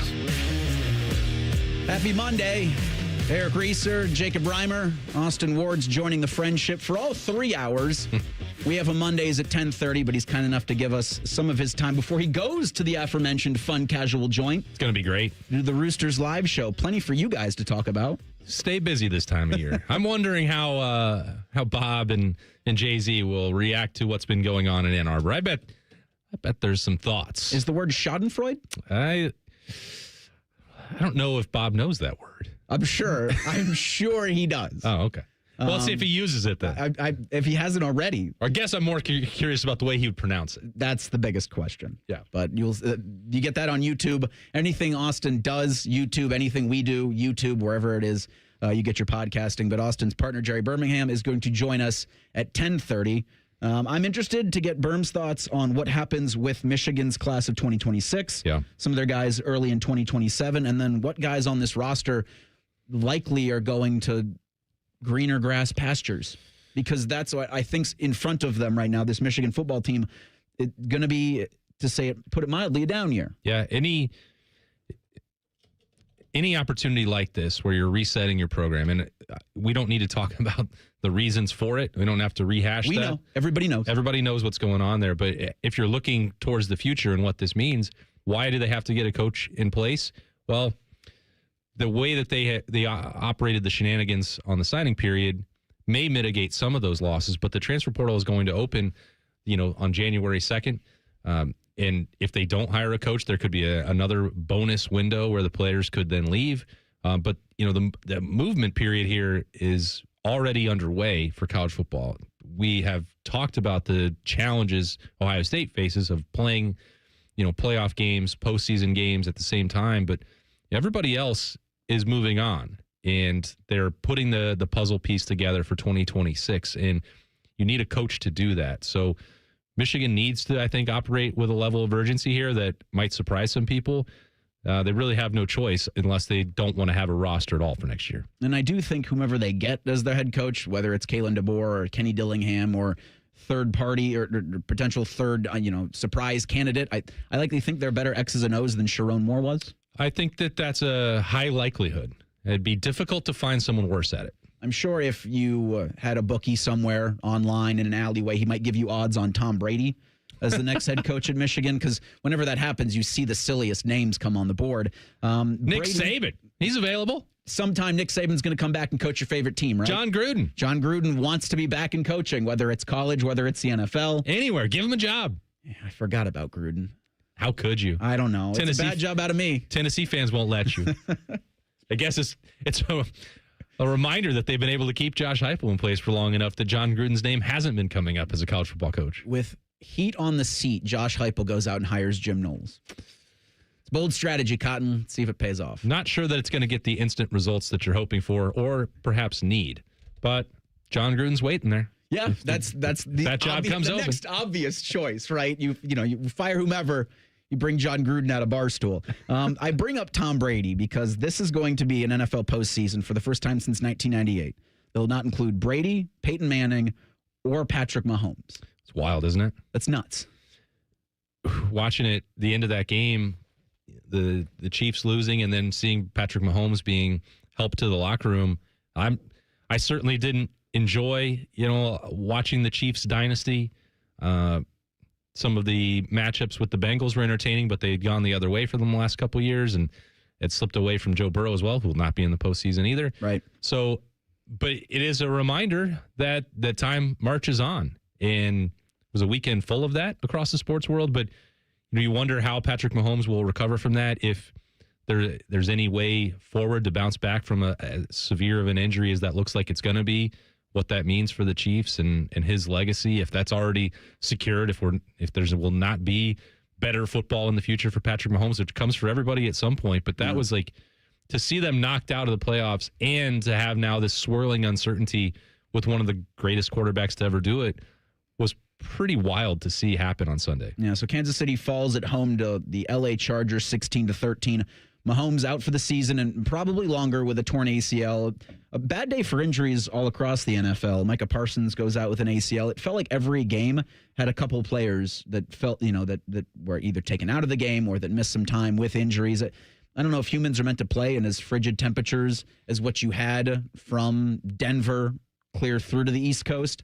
But another crazy stat with Tom Brady, because it always, I guess, circles around to Brady, that both him and Mahomes won 3 Super Bowls early in their careers. This is from Trey Wingo. Then tore their ACLs in their 9th season. And both the teams missed the playoffs that year. Now, Brady went on to have kind of another career renaissance after that. So where I ask, using the words of John Cena, if Mahomes' time is up, who's up next? Could be a New England quarterback in Drake May and the Patriots. Now, they did lose after blowing what was a 4-touchdown lead to the Buffalo Bills yesterday. Buffalo won 35-31. Is Josh Allen's time now? Well, you can sign me up for that. I'd be interested in the Wyoming legend becoming the face of the NFL. He needs to win a Super Bowl. He's got the MVP already out there. He's got, I think a good enough complement with a defense that did give up plenty of points on Sunday, but they've made plays in other games and been competitive. And, I think that Josh Allen is a unique athlete at the height of his powers right now. And part of what made Mahomes great and why I say, well, maybe this is the end is the improvisation, the ability, the wizardry with his legs, getting out of the pocket. Not necessarily that he was the fastest or most gifted runner, but just had a feel for and enough athleticism to make things happen. And that was never, when you say Brady could bounce back and it was year 9, well, he was never very different doing any of that stuff. It wasn't going to limit what made Tom Brady great anyway. And maybe that won't be the case for Patrick Mahomes. I don't know, but the guy who's got that same sort of gift for and a flair for the dramatic and the improvisation, it just hasn't translated yet to a Super Bowl win, is Josh Allen. And is this the moment that he can capture that when you're looking around the rest of the landscape and the quarterbacks in the NFL who we all consider to be the best and aren't going to be involved in the postseason? There's probably never going to be a better opportunity in front of Josh Allen and the Bills than they have right now. What about the opportunity for Aaron Rodgers and the Pittsburgh Steelers? They're the Monday Night Football game against the Miami Dolphins. The strangest story maybe from the last week in the NFL was TJ Watt having a punctured lung after a dry needling session last week. He's not playing tonight, but he did get surgery and is on the mend from that. But if the Steelers, and they can have Aaron Rodgers, and they can be playing as okay football, as they've kind of been plodding along this week. They definitely play okay football. You have to have TJ Watt down the backstretch of the season if you're looking, because now they're half game up on the Ravens, who blanked the Bengals yesterday, and that was embarrassing for Cincinnati. It was embarrassing in Cleveland, or for Cleveland in Chicago. But I called it this morning when I was writing my updates. I accidentally wrote instead of the AFC North, the AL Central, because that's what that division is. Just a competitive mess. Bunch of competitive idiots. And it's the dumb, and you can't make sense of it. No, it's starting to make more sense. Just a little bit. I had held out some hope until late in the fourth quarter for the Bengals against the Bills a week ago. It was like, maybe having Joe Burrow back has changed everything and the Bengals can climb back in here. They've got enough opportunities in front. No, don't. That was my bad. That's on me. For falling for that one. I think when you look at this research, and you talked about a horrible weekend in, for the bottom half now of the AFC North and professional football in the great state of Ohio, how can they not both have to just hard reset with the coaching staffs? And I know that Stefanski has done some positives in that tenure up in Cleveland, and that Zach Taylor has been to a Super Bowl with the Bengals. They're just walking dysfunction right now. I don't know how either one can return, and that's going to be a decision that has to be made here relatively soon. For the Browns, it was 2020 with the playoff win. For the Bengals, it was 2022. For the Super Bowl, we're in 2025 now, guys. It's been a few years. John Cena has held world championships in that span. He won the Intercontinental Championship in that span. We'll get to the GOAT, and maybe Phillip Rivers back? That's next. It's Bishop and Friends on the Fan. We have so many local shows, I can't fit them in a 10-second promo. So let's just say we're live and local all damn day. The Fan. Okay, Santa, pre-flight checklist time. Nice list? Check. Naughty list? Check. Meyer shopping list? Oh, Blitz and Spells. All good. I've got the Meyer app right here. Okay, let's see. Sugar, spice. Gingerbread is nice. Gift cards, gift wrap. Ooh, Meyer even has fa la la la low prices on stocking stuffers. Oh, we can't forget batteries. Good call, big guy. Order sent. Just in the Saint Nick of time. Bring more good to life with the seasonal savings at Meyer. Would you enjoy watching a football game if the officials were paid a bonus for every flag they threw? Or a basketball game where the refs got paid for every foul they called? Okay, how about hiring a furnace and AC company that pays its technicians by the number of parts they can sell you? Hi, this is Dennis, president of Care Heating and Cooling, and today, this is how many companies operate. They call it performance pay, and it rewards technicians by paying them more for billing you more. Why is this bad? Because it abuses your trust in a technician to be treated fairly and honestly. At CARE, we've been family-owned for 31 years and have always paid our technicians by the hour for repairs. We'll show you exactly what needs to be fixed and why, and give you our low upfront cost before we start. And unlike other companies, our technicians will never be rewarded for throwing more flags. Our Central Ohio-based staff is here for you 7 days a week. CARE Heating and Cooling. Book an appointment online at careheatingandcooling.com or call us at 1-800-COOLING. When you need a company you can trust. It's the year-end sales event with the Ford crew. It's sales event time, Sam. Temperatures are dropping, but the deals are just getting hot. Time for our annual Ford Holiday Gift Guide. Oh, yeah. Hard to go wrong with great deals on trucks and SUVs from Ford, America's all-time best-selling auto brand. Don't forget the first rule of holiday gift giving, Hank. What's that, Sam? Always remember to treat yourself, too. Well said. Based on Automotive News Almanac historical data and industry-reported sales data from 1909 through 2024 CY. FIFA World Cup 2026 is coming soon, but your opportunity to be there starts now through an exclusive offer with an eligible Bank of America Visa credit card. For a limited time, become a new customized Cash Rewards or unlimited Cash Rewards Visa credit card holder, and you will be eligible for a chance to purchase FIFA World Cup 2026 tickets. Learn more at BofA.com/cardFWC26. What would you like the power to do? Bank of America, proud to be the official bank of FIFA World Cup 2026. Bank of America NA in partnership with Visa. Terms apply. Rights reserved. Your ambition just met its match with Robinhood.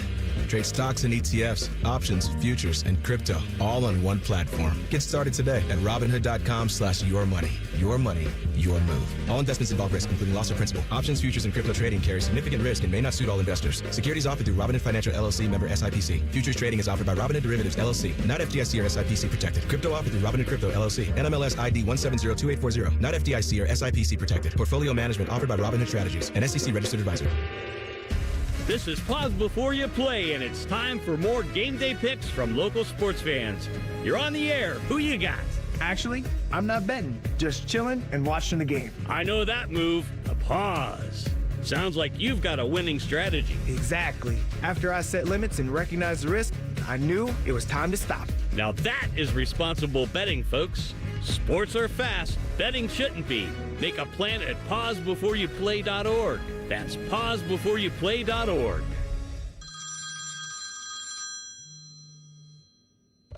Hi, the Scott Antique Markets are back again at the Ohio Expo Center, featuring hundreds of vendors with collectibles and merchandise from all over the world. The market is one weekend monthly, November through March. Build your family heirlooms. You can find everything that gets old. Just take I-71 to exit 111 to enjoy America's favorite treasure hunt. Visit thescottantiquemarket.com for more information. Come join us at the Ohio Expo Center for the Scott Antique Markets. It's huge. It's the Scott Antique Markets this weekend. Love football, love wings. Put those bad boys together and you get Austin and Birm live at Roosters. Presented by Bryant Heating and Cooling. Large amounts of football and all the donkey sauce you can handle. Mondays on the Fans YouTube channel. Fan weather. From the Logan AC and Heat Services Weather Center. Mostly sunny skies today, but don't let that fool you. Daytime highs will be in the 20s with our feels like at or below the 0 mark.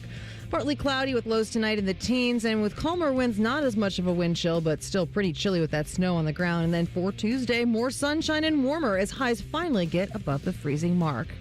I'm meteorologist Meredith Garfalo with the 10 Weather Impact Forecast. 1, 2, 3. Football season is weird because we actually look forward to Mondays. It's Reaction Monday. Sponsored by the Roofing Guys. The Fan.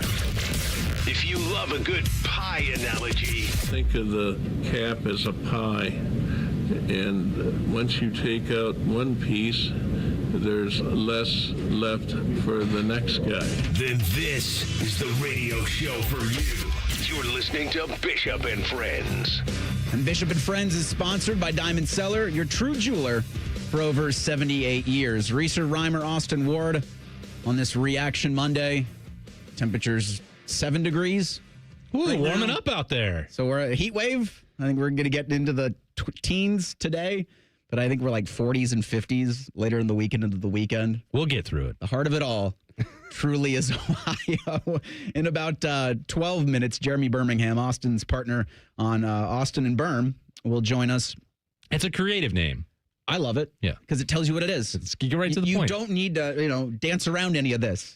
What are we doing? Austin and Birm. Here we are. It's Austin and Birm. Now, it gets a little bit trickier because, I don't know, Monday's episode, this morning's episode, had Zach Bourne. He's not Birm. Austin Bourne. Tomorrow we've got Adam King for a Talkin' Tuesday. So he's not Birm. But then the rest of the week, snap judgments, Roosters, Birm will be there for all that. So, and he's going to be on this show in 12 minutes. We've got 16 days before the year turns over. And then on January 2nd, the transfer portal's opening. The singular window is a 15-day one. How Ohio State has to navigate everything that they've been doing leading up to a Cotton Bowl quarterfinal. And then, the transfer portal 2 days after that.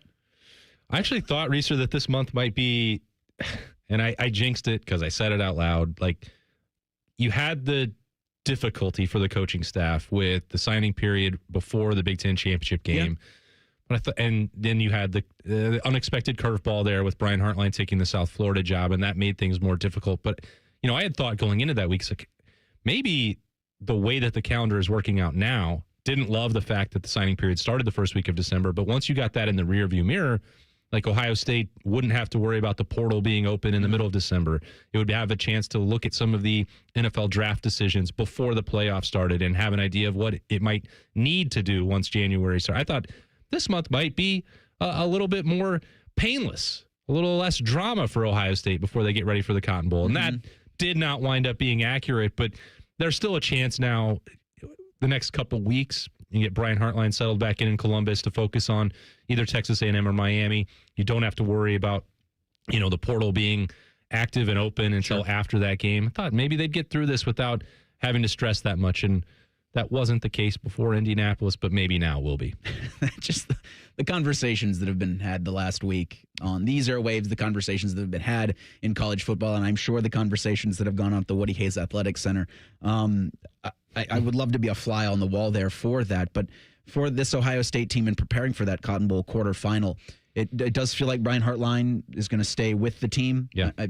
I don't know how you as a human would be able to juggle with only 24 hours in a day the responsibilities that would come with being an offensive coordinator for this Ohio State team, trying to navigate and make it back to the mountaintop of college football, all while trying to maintain the success that's been done at South Florida. Because understanding that it's a group of five job, understanding that it is one of those stepping stone jobs to something else in the Power Five, they've had success over the past couple of years under what, Alex Golesh was able to do. I think it was 7-7 and then 9 wins for the Bulls. Yeah. I don't think a drop-off is going to be acceptable down, and it shouldn't be. Right. And I think, as you said, that's what that standard of success is going to be for Brian Hartline there, and he's going to be doing this for the first time. So that includes what he had to do last week with hiring support staff, making sure that you have a feel for what that roster is going to be like. He spent that time in Tampa. Now he'll be back. At least that's the expectation, that part has to be separated once you're back in Columbus and you're starting to focus on the Cotton Bowl and everything after that. I know that Ryan Day is going to be more involved in the offensive game planning this month. That's, I think, a natural order of business when you take that off his plate, but also a reflection of the time constraints and demands that are going to be on Brian Hartline. The thing that I'm most curious about, and I've never asked him, but now I'm going to need to, is what is his preferred delivery method of caffeine? Because, as you said, there's only 24 hours a day, and he's doing 2 jobs. Yeah. So the thing that's going to go first is sleep. How are you going to get through that? What are you a coffee guy? Are you going to energy drinks? What's it going to take to get through this? Because he is as competitive as they come, and we know what he's achieved in his playing career and what he's done in the first stage of his coaching career. But this is going to be a challenge unlike any he's ever faced. We'll pull back the curtain just a little bit and kind of show you behind the scenes where Austin collects a lot of our audio from coaches, and he'll send it to us, and then we'll cut it up and present it to you on the air. And when Jim Knowles was defensive coordinator, some coaches have breaths. Some coaches say and you start to learn tics. Jim Knowles had sips of coffee. Sips of coffee. Almost every time you would ask him a question, he'd take a sip of coffee and answer the question. Maybe middle of the answer, take another sip of coffee. And I can't get that out of my head. Depended on if he wanted to answer the question. That's true. He's going to go to the coffee. And so I wonder if for Brian it is if you're taking coffee by the mouth or if you're getting hooked up. And just electrolyte. Just shoot it directly into my veins. I just for what these guys have to do on a normal daily basis, it kind of gets ramped up to an 11 or a 12 at this time of the year. And so when Birm joins us here now in about 8 minutes, I'm curious to see where Ohio State what they plan on attacking. Yeah.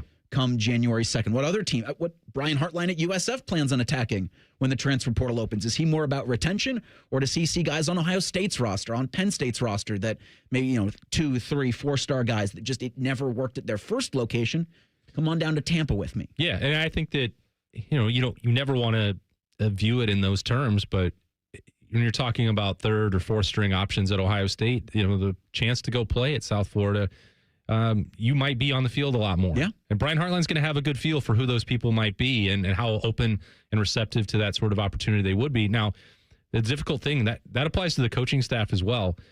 These are high-achieving individuals, both the coaches and the players. Do they want to leave behind Ohio State and competing for national championships just so that they can maybe be on the field a little bit more? Can South Florida pay them at the level that they are already being compensated? For the coaching staff, I think that's definitely a hard no. For the players, maybe it would be a closer conversation. I don't know. But all that stuff is happening. Those wheels are spinning as we speak for both Ohio State, Brian Hartline, South Florida. There is all of that going on now that when I said December could be drama-free is no longer the case. Because you also, with Brian, you lean on a lot of those relationships that you've built in that state for so many years, because that's probably the best, most talent-rich state in the country for football. It's up there. I think it would certainly of the many things that made him a viable head coaching candidate, that is one of them, his ability to recruit and his ability to recruit deep in Florida. Yep, and that's not everybody has that ability. No. And he is a dynamic personality.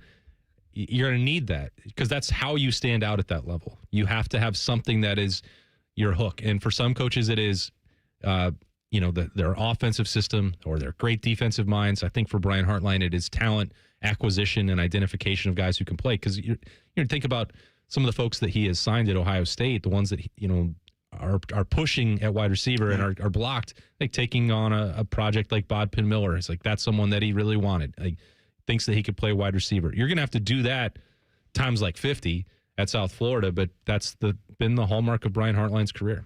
And the ability to captivate an audience, I don't think over the last 25 years, maybe 30 years, anybody's been able to do better than John Cena.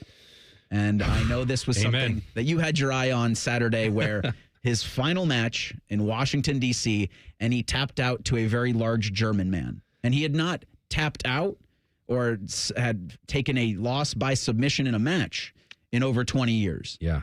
I didn't think that was going to be the ending, Reeser. I thought if I was fantasy booking this, and I'm a wrestling fan, so obviously I did that, I thought that he would pass out to solidify one of John Cena's many trademarks, many catchphrases, never give up. But the way that they scheduled this, the way that they worked it, with John sort of smiling and then saying, yeah, my time is up. Gunther's time is now, or Cody's time is now, or Roman's time is now. Smiling and acknowledging that, I think, worked in a way that I wouldn't have necessarily anticipated. And I thought it worked well for me. It was a great send-off. I thought he might give a lengthy speech afterwards instead of just the video package send-off. But, I know I talked to some other wrestling fans. Well, I'm sure Maddie will weigh in on it later on, but, people didn't love the fact that you had Super Cena in that era for so long, and they were trying to be more kid-friendly. But professional wrestling, or the WWE, would not be anywhere near the level of popularity that it is right now if John Cena had not put in all that work to get them through to the other side, had been able to take the criticism when people didn't like him. So I know that Liberty was decked out head to toe. She's 8. She didn't see like all the highs of John Cena's career, right, or ruthless aggression version of John Cena against Kurt Angle. But the ability to connect that he had with the audience, I don't know that it's ever really happened at the level that he did. And so, seeing him go out, she cried. I thought it was sad but fitting, so I was happy with the way that it ended. And I think we can all argue about the storylines throughout the entire year, but it ended, I think, on a fitting note. I mean, he's certainly, for generations of wrestling fans, their Austin or their Rock. And they needed that because I think that the Austin and Rock era and the Attitude Era did not last as long as people think. No. What John Cena did for 23 years is very different because Stone Cold's body broke down. He had issues with management. The Rock actually did leave for Hollywood and wasn't as intent on coming back. John Cena kept coming back, and he did it for a really long time. And the thing with Cena is, and The Rock did this, Dave Bautista did this, is he's transcended just that section of entertainment. to where you see him in friggin' Honda commercials. You see him on HBO Max. He's Peacemaker. And so for things that this weekend I didn't have myself gravitated towards was FCF's playoffs, was the John Cena retirement, and I stuck around the Cleveland Browns just a little bit too long. We're going to take a break from all of that nonsense, and we'll bring on Austin's partner, Jeremy Birmingham, in 2 minutes. It's Bishop and Friends on the Fan. Call the folks at Buckeye, night or day. Hi, this is Max with Buckeye Heating, Cooling, and Plumbing. We want to wish the community, our clients, and our team a Merry Christmas and Happy Holidays. We're incredibly thankful to serve such a great community with such an amazing team. It's an absolute pleasure. Thank you for being you. And when you need us, call 614-683-9911. Call the folks at Buckeye, night or day. The Lindsay Honda year-end clearance is on. Enjoy the lowest prices of the season on hundreds of new in-stock Hondas, like 2026 Civic Sport Hybrid Sedan or 2026 HR-V LX front-wheel drive. Your choice, just $299 a month. Remember, our goal is 100% credit approval. Shop our Honda Wonderland now and save big. From our family to yours, Merry Christmas. Happy Honda Clearance on select 2025 models only. Visit lindsayhonda.com for details. Career changers, including veterans and active duty service members. Your transition starts here. Go from GI to IT in a matter of months. Become a certified cyber warrior with training at My Computer Career. Cybersecurity specialists are in high demand, offering IT pros great opportunities and a rewarding lifestyle while protecting our people, liberty, and treasured institutions from cyber threats. Deploy your career in IT today at mycomputercareer.edu/CWP, an elite CompTIA certification partner. VA education benefits are available to those who qualify. Do you hate holiday pictures because of your teeth? What if a brand new smile was possible? No matter what the current state of your mouth. Welcome to Runyon Dental Group, home of the Implant and Smile Center, where gorgeous, healthy smiles become a reality. At Runyon, we've built a team of some of the most highly trained arch and implant doctors in the entire nation. This isn't an ordinary dental practice. We believe that everyone can have a great smile, including you, especially you. Your new smile is waiting at Runyon Dental Group. The Fan Guest Hotline is sponsored by Right Way Heating and Cooling and Bryant, doing whatever it takes to keep you and your home comfortable. The Fan. He knows everything about the Buckeyes. He's been offered tens of dollars by a certain team to spill his secrets. He's told that certain team to go to hell. Damn you all to hell! He's Austin Ward. Sponsored by High Bank Distillery, your destination for handcrafted cocktails, locally inspired dishes, and award-winning whiskey war. Learn more at highbankco.com. Okay, so he is. I am here. I'm right here. And he's with us.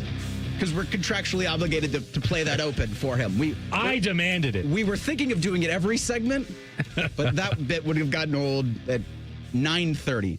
But we do go out now to the Bryant Heating and Cooling Systems Fan Guest Hotline and bring on a man who may be sick with Austin at this point all in the year, Jeremy Birmingham, Austin and Birm, wherever you do your podcasting on YouTube. These guys are everywhere, especially this time of the year when you might be thinking, Birm, I got to get everything for Christmas. I've got to maybe take some time off. You get the transfer portal coming up in 17 days, a Cotton Bowl quarterfinal in 16 days. Over the last week, which has probably been the most insane 7 days in college football that I can remember, what was the most wild story for you? I mean, I don't think you get wilder than the Sherrone Moore story. I mean, from an Ohio State perspective, obviously the Chris Henry stuff was very, very interesting. But as far as a big picture of college football, you can't get more interesting than the Sherrone Moore stuff. The only thing I've ever heard more interesting than that was the intro that you guys just had for Austin Ward, because that was intense. Well, I'm in demand, Birm. That was terrifying, kind of. I know. Well, so I asked you this last week, and do you think that, I don't know if the week's perspective has changed anything or half a week's perspective, what does Michigan need to do to keep its roster together? I think it did part of that with the timing and getting through the signing period. But how much of a full-scale overhaul are we looking at with the transfer portal, players asking out of their financial commitments or letters of intent? What's going to happen here? Well, I mean, you started to see a handful of players from their 2026 class already received their release from their Big Ten scholarship agreements and their NIL agreements. And we've already seen one of their former signees has committed to Texas Tech. Matt Ludwig, big-time tight end from, I think he's from like North Dakota or something. So, I mean, we'll see. But they've got other guys in their class that are exploring their options. And, ultimately, because we live in such a different world now, I don't know that there's anything that a new coach really is going to do other than come in and be a coach that player specifically likes, because ultimately it's going to come down to how much money Michigan can raise from its boosters, from its big-time donors, the people that maybe were feeling a little bit unrewarded and underwhelmed with the Shehan Moore era, and you hope that maybe a change at the helm will re-inspire them to start donating, because that's what it's going to take. And, we saw even with Ohio State, which is clearly not in the same position that Michigan's in, but once you lose part of the advantage that you have to, like, the discount getters, like the Brian Hartlines, you're going to have to pay more. And that's now because of the chaos. If these guys have agents that are doing their job and being smart, they're going to try to take advantage of it and find some leverage. And so it's interesting. Obviously, you saw the Kalen DeBoer announcement or statement on Sunday saying he wasn't interested in any other jobs, but maybe that changes next Sunday if they lose to Alabama or lose to Oklahoma on Saturday. So I think that they're trying to implore people to be patient, but the fact is we don't live in a very patient world, and guys are going to get antsy pretty quick. Birm, did it strike you as odd that DeBoer made that announcement on the page, not of Alabama athletics or Alabama football, but it was Alabama's NIL collective, where he decided to let everybody know, I am not interested right now for the Michigan job? I don't know. I mean, I think that's the page that people are going to notice it more because, again, those are the people who are paying for his players.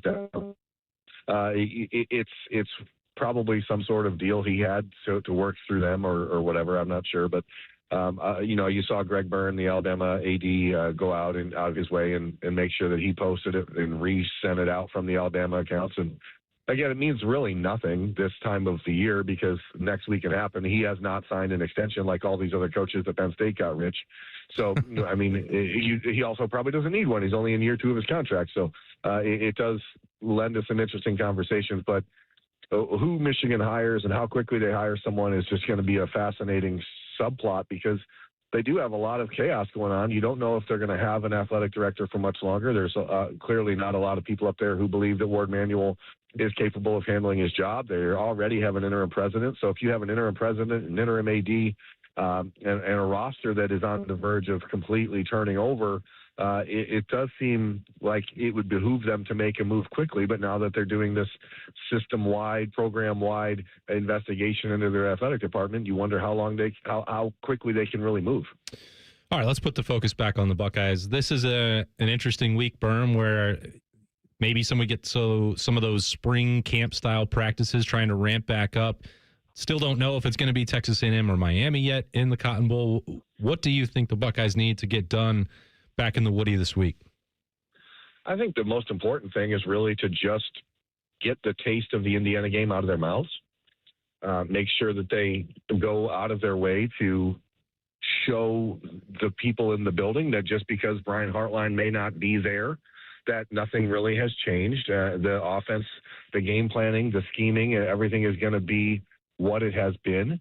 And to get back to normalcy because, Ryan Day spent all year long talking about the routines and making sure that they were in them. And everybody around that building knows that the 4 days leading up to the Big Ten championship game were completely out of routine. So now it's about getting back into the rhythm of things. And Jeremy Birmingham, our guest on the Bryant Heating and Cooling Systems fan guest hotline, Austin and Birm, wherever you consume sports. A lot of time. Sorry, but we kind of broke up with you there. Definitely our fault on this end. No way. He's coming back from Cincinnati. It's his fault. Were you at the Bengals game yesterday, Birm? We don't want to talk about that, but yeah. How was it? Did you get the snow off your seat? I know we had to take the snow off of our seat. I think that's against NFL rules.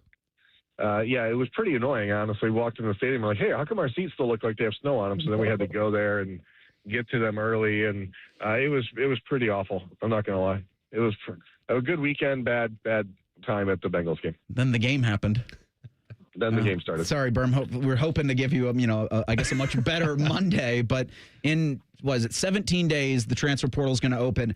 The way Michigan's handled their business over the past couple of years has me thinking that what they might try to do to salvage any part of this, Birm, is to have the coach hired 5 days before January 2nd and have 15 days so they don't have to worry about 30 days.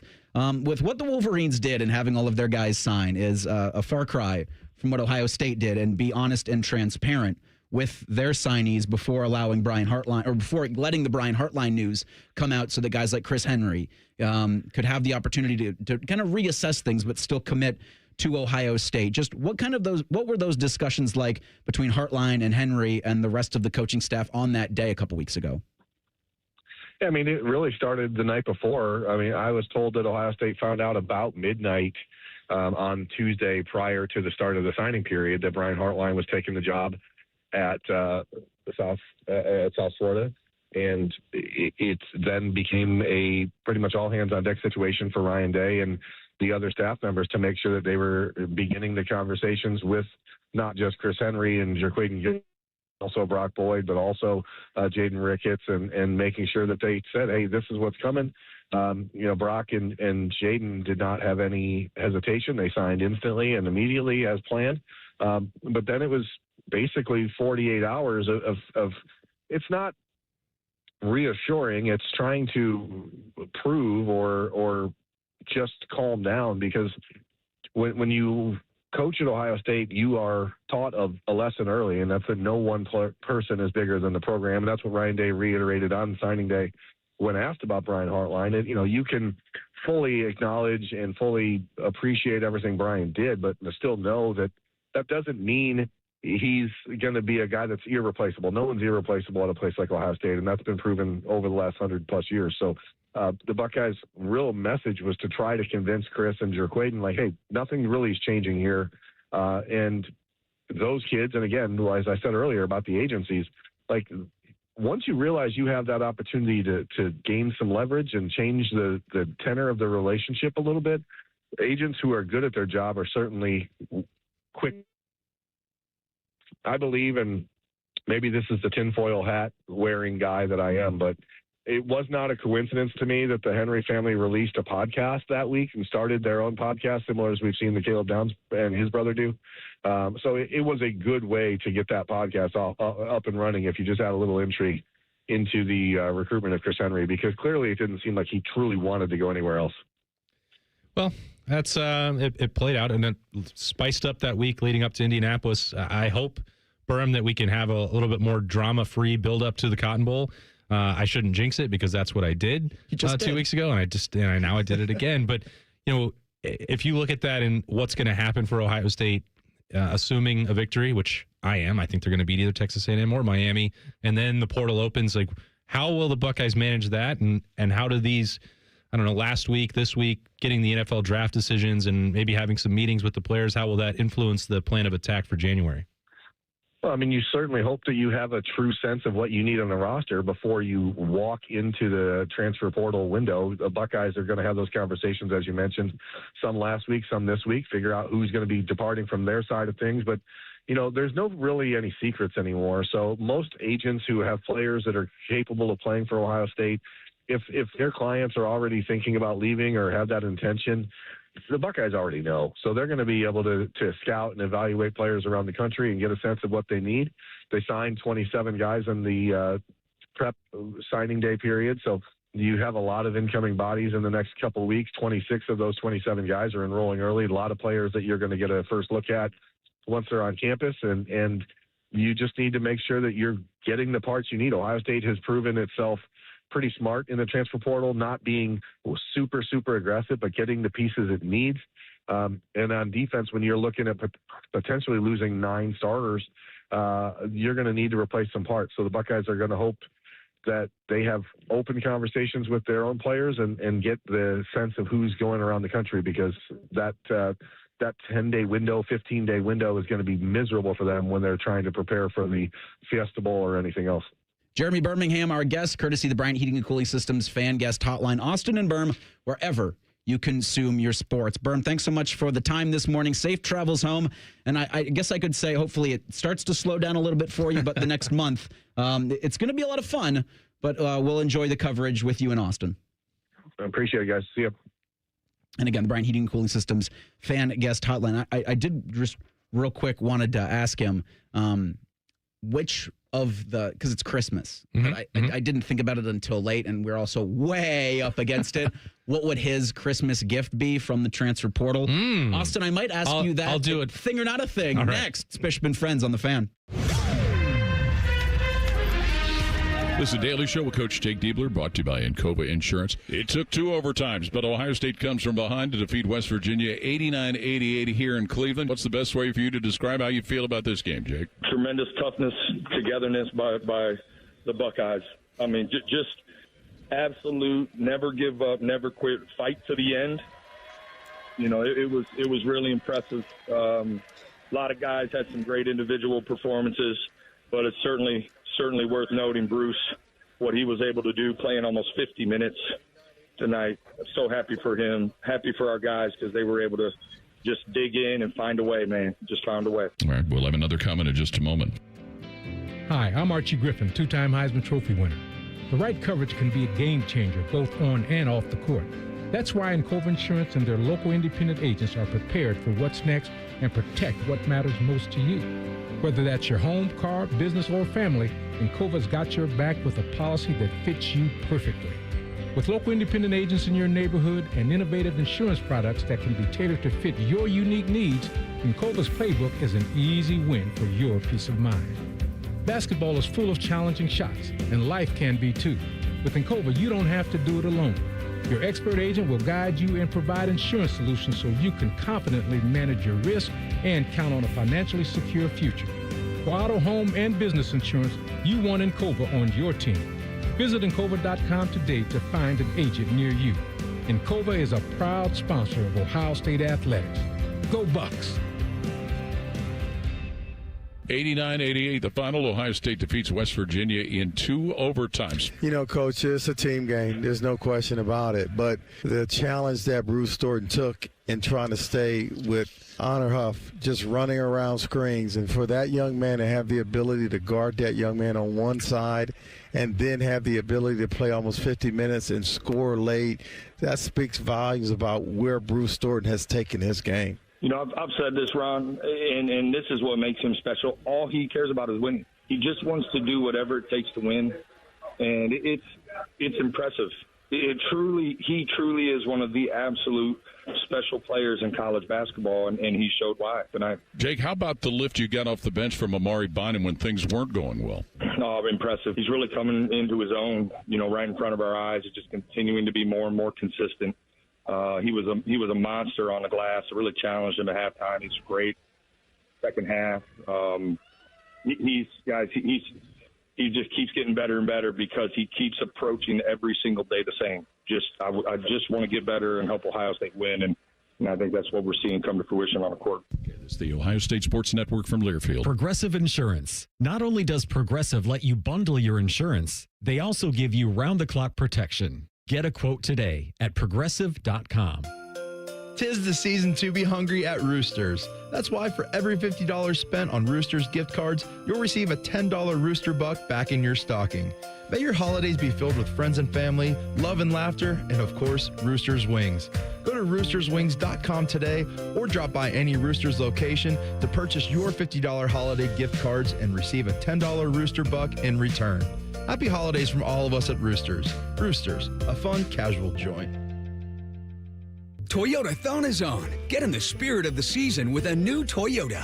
Now through January 5th, get 4.75 APR financing on remaining new 25 Corollas and Corolla hybrids. Excludes GR and Corolla Cross. Or lease a gas-powered 26 Corolla LE for $199 a month for 39 months with $36.99 due at signing. With approved credit through TFS. Tax, title, and license extra. Call 1-888-36-TOYOTA for details or go to toyota.com. Toyota. Let's go places. FIFA World Cup 2026 is coming soon, but your opportunity to be there starts now through an exclusive offer with an eligible Bank of America Visa credit card. For a limited time, become a new customized cash rewards or unlimited cash rewards Visa credit card holder, and you will be eligible for a chance to purchase FIFA World Cup 2026 tickets. Learn more at BofA.com/cardFWC26. What would you like the power to do? Bank of America, proud to be the official bank of FIFA World Cup 2026. Bank of America NA in partnership with Visa. Terms apply. Awards reserved. Your ambition just met its match with Robinhood. Trade stocks and ETFs, options, futures, and crypto all on one platform. Get started today at Robinhood.com/yourmoney. Your money, your move. All investments involve risk, including loss of principal. Options, futures, and crypto trading carry significant risk and may not suit all investors. Securities offered through Robinhood Financial LLC, member SIPC. Futures trading is offered by Robinhood Derivatives LLC, not FDIC or SIPC protected. Crypto offered through Robinhood Crypto LLC, NMLS ID 1702840, not FDIC or SIPC protected. Portfolio management offered by Robinhood Strategies, an SEC registered advisor.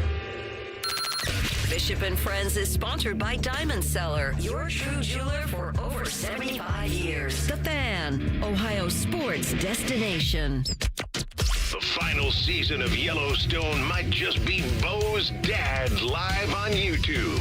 What's the difference anyway? This is Bishop and Friends. All right, so the thing that I wanted to ask our guest in the last segment, Jeremy Birmingham, I'm going to pose to Austin Ward. A portal present from Santa to Ohio State would be? Gonna probably need defensive end to be at the top of that. And maybe it'll be Chaz Coleman coming back to the great state of Ohio and departing Penn State. I don't know. That would be someone that you could put on top of the wish list. What you hope if you're Ohio State, and the true gift would be, not necessarily worrying about the portal, but the NFL draft portal exits. If you can keep Kenyatta Jackson and Caden McDonald, who are on the fringe there of being, there's nothing guaranteed about being a first-round pick. I think both are open to a return. If some of the feedback they get makes that a dicier proposition, you hold on to those two guys, that changes the calculus dramatically heading into January, because if Caden McDonald goes, there's certainly not a like-for-like replacement for him on Ohio State's roster. And then I would flip the order, and then a defensive tackle, I don't know who that would be at the top of that wish list. Thing or not a thing? Sponsored by Billiards Plus. Find your next grill and everything you need for the master griller. Billiards Plus on Dublin Center Drive in Dublin. Certainly on January 2nd, a handful of portal backs will be available. Florida's DJ Lagway announced today that he'll be headed to the NCAA's transfer portal when it opens on January 2nd. He spent the last 2 seasons at Florida in Gainesville. So Lagway in 2025, 1,500 yards passing, 9 touchdowns, 9 interceptions. Thing or not a thing? It's a thing. He's got the athleticism to change and elevate the ceiling of, probably a fringe college football playoff contender. Not, there's always going to be movement. Once you have the coaching carousel done, then the next thing that you see spinning in college football these days is the quarterbacks. Lagway's going to be coveted by just about everybody. He is inconsistent. You mentioned some of the turnovers. How much of that is a product of poor coaching and poor development in Florida? Probably a good chunk of it. But you're going to see, Lagway available. You might see Bryce Underwood available. You see Sam Levitt trying to move. Like this is that season now where January is going to be about those high dollar quarterbacks. I don't think it's a thing for Ohio State, but it's a thing for somebody. I think the main thing about this is Lane Kiffin retweeting the post from On3. He's already in full troll mode, isn't he? Yeah. So maybe that's a potential option there for LSU next year. Yeah, Trinidad Chambliss, maybe, depending on how Ole Miss does in the college football playoff. One thing we know is that Lane Kiffin will take a transfer quarterback. He can't identify his own guy. That doesn't work. After finishing second in the Heisman Trophy voting on Saturday, Vanderbilt quarterback Diego Pavia posted a message to Heisman voters on social media. It says, F all the voters, but family for life. He did apologize for the vulgar post with a 3-paragraph message on X. I didn't handle the emotions well at all and did not represent myself the way I wanted to. I have much love and respect for the Heisman voters in the selection process, and I apologize for being disrespectful. It was a mistake, and I am sorry. End quote. Thing or not a thing?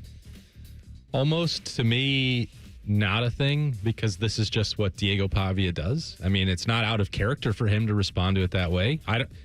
The apology in some ways is. Yes. I think that's a little bit of a thing. Maybe he is growing up, but it's his agent, I think, that made him do that. Like, jeopardizing endorsements and NFL draft stock and everything else moving forward by acting this way in public. So, I think if anyone was unaware that this was how Diego Pavia carried himself, then it would be a thing. But for me, that's exactly what I expected, and that's probably why a number of voters did not want him to win.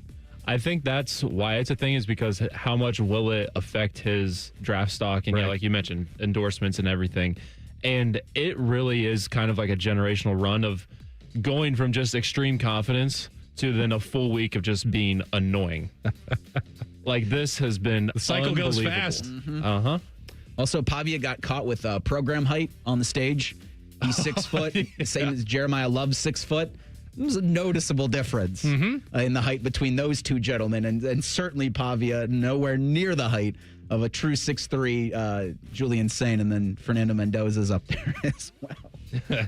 Yeah, that happens. Did you see the clip going around of him? They were asking him a greatest of all time bracket, and just the first option was Johnny Manziel or Lamar Jackson, and he said neither. Me. Oh, come on. Yeah, and then they were like, "Wait, it's a bracket," and he just like, "Oh," and then the clip ends. I think in the same great content. Yeah, a different clip had Julian say Reggie Bush.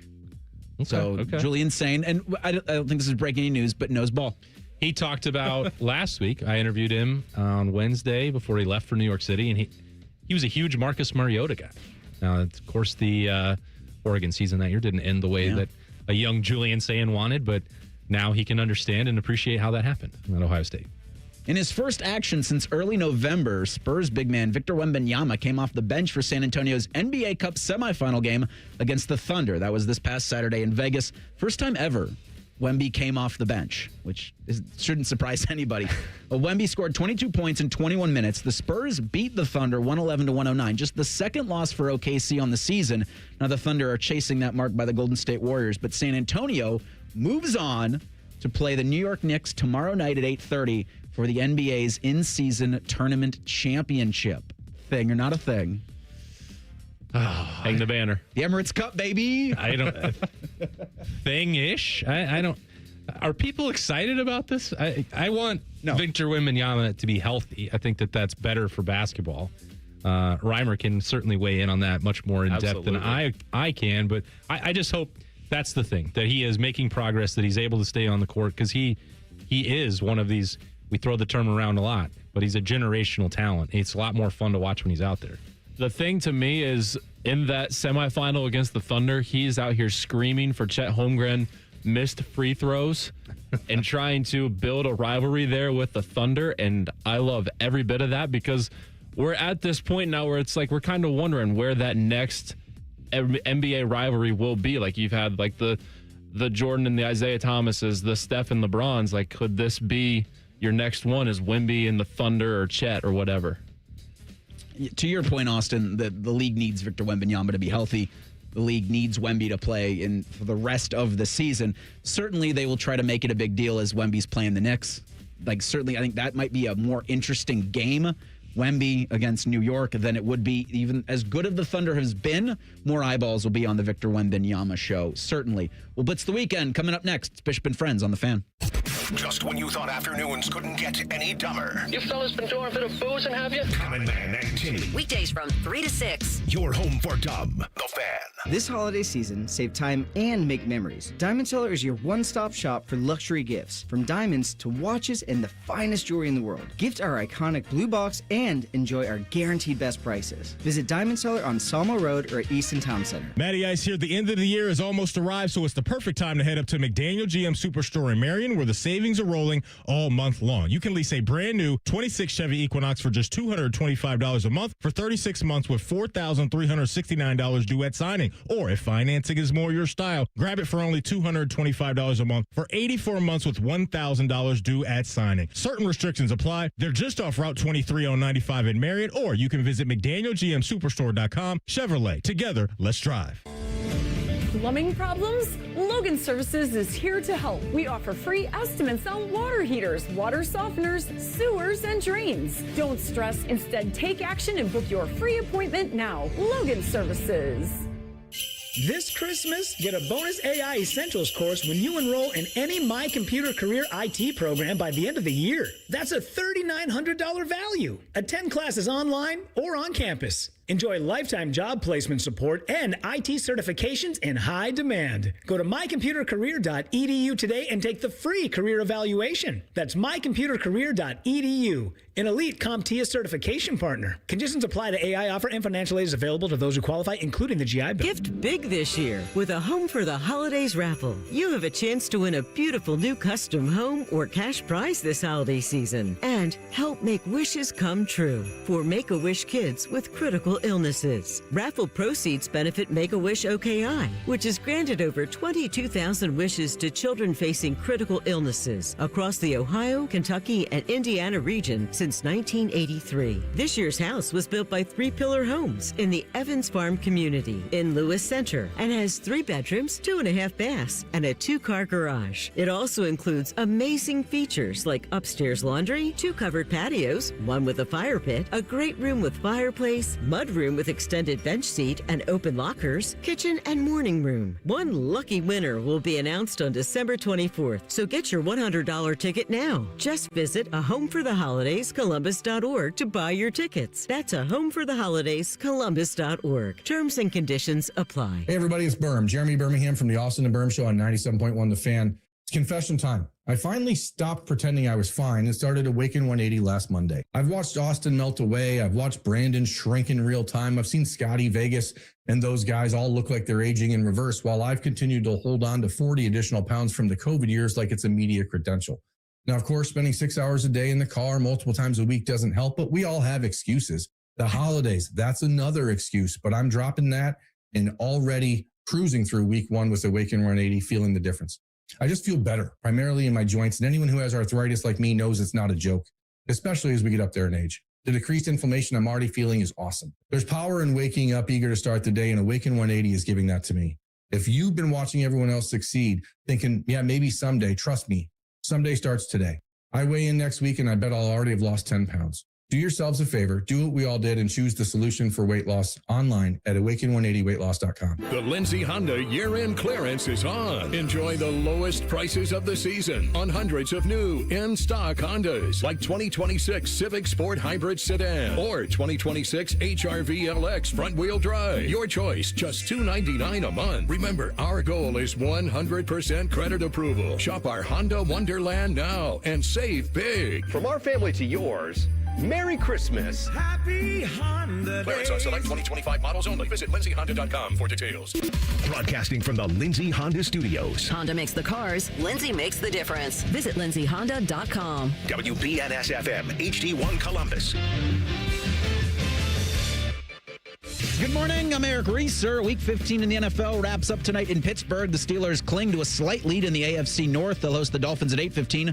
They'll be without TJ Watt. Their defensive captain is recovering from a punctured lung suffered last week. Here Monday Night Football on the Fan following the Buckeye show. Pittsburgh leads Baltimore by a half game in the division. In college football, number 2 Ohio State's got 16 days to prepare for the Cotton Bowl quarterfinal on New Year's Eve. Buckeyes are going to play the winner of Saturday's game between Miami and Texas A&M. The college football playoff starts Friday with Oklahoma hosting Alabama. In college hoops, Ohio State's 8-2 thanks to a double OT win over West Virginia. Buckeyes are going to head to Atlanta to take on North Carolina this Saturday at 3 o'clock. Hear from OSU's head coach at noon today on the Jake Diebler Show. And in the NHL, the Columbus Blue Jackets look to halt a 5-game slide tomorrow night hosting the Anaheim Ducks. You can hear CBJ Hockey right here on The Fan, Ohio's sports destination.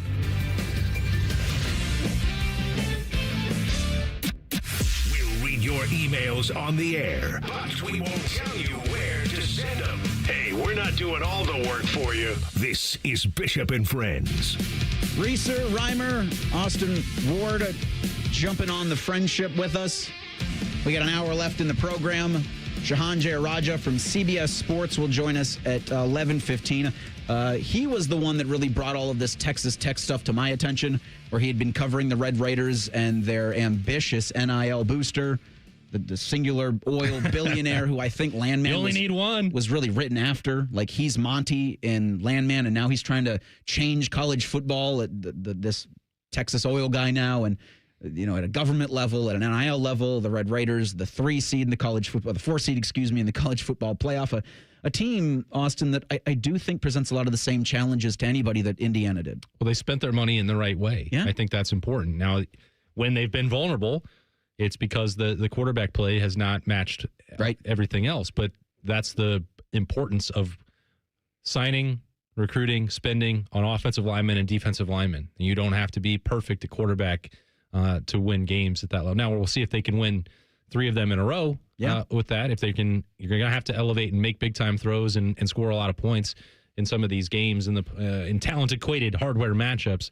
to use the Ohio State parlance. But they did it in a way that makes a lot more sense. You see people around the country dropping huge bags for wide receivers and wanting to spend it on running backs. That's, if you don't have great offensive linemen and defensive linemen, you're just not going to win a championship. And Texas Tech understood that. And again, the Red Raiders will be playing in the Orange Bowl. That'll be along with the Rose Bowl and the Sugar Bowl on New Year's Day. New Year's Eve is the Cotton Bowl, Ohio State, either Texas A&M or Miami. Bishop and Friends present a weekend sports blitz. But that's for another weekend. We got to break down what happened this past weekend. We'll blitz the NFL tomorrow, so a lot of things from this past Saturday and Sunday will not be reflective of the National Football League. After we talk with Shehan at 11:17, we're going to have to discuss a little bit about what happened with the Browns yesterday, because woof. Can't wait to get your thoughts on that. All right, Austin, from this past weekend, what did you have?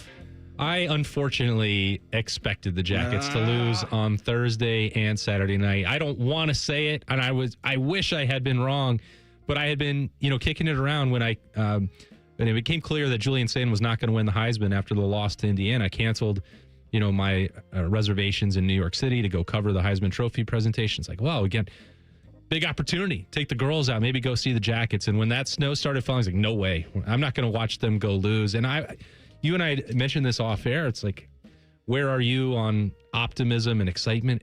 I just had such high hopes for this year. Yeah. And I guess maybe shame on me. It's possible the standings still allow for the Jackets to climb right back in it, but I did think they would lose both games, and that influenced my decision to not go down to Nationwide. Yeah, like they've done in seasons previous. I mean, they don't have the Stadium Series game to look forward to in the next calendar year, but I find myself emotionally moving the goalposts for the Blue Jackets, and whenever that happens in December, it does not bode well for the next year. Jacob, what did you not have? I haven't given what I had. Oh, what'd you have? I had college basketball giving us an unbelievable Saturday. Sure. Of course you did. When they were the focal point. What if you'd been wrong? Would you have handled that? I don't think I'm ever wrong with college basketball. Oh, okay. At least when games are supposed to be exciting. As long as that, games are exciting. A little overtime action for the Buckeyes? Yeah, very good game there for the Buckeyes. You had a lot of overtime games. Kansas, NC State, Butler, and Providence went to double overtime. Texas Tech, Arkansas was unbelievable. Yeah. Yeah, I'm sure you're right. Yeah, sounds good. You said it with some confidence. Okay. We'll go with it. I had at the beginning of the NBA season that the Cavs would be a frustrating watch because your expectations are for them to go and compete for the NBA championship. And so games in October, November, and especially in December were just going to be slogs. And they hosted the Charlotte Hornets yesterday, and the game was tied after the fourth quarter, 111-111. Austin, the end of the game was 119-111 in favor of the Charlotte Hornets. Riveting stuff. I do not remember a time a team has scored 0 points in overtime, but the Cleveland Cavaliers succeeded yesterday.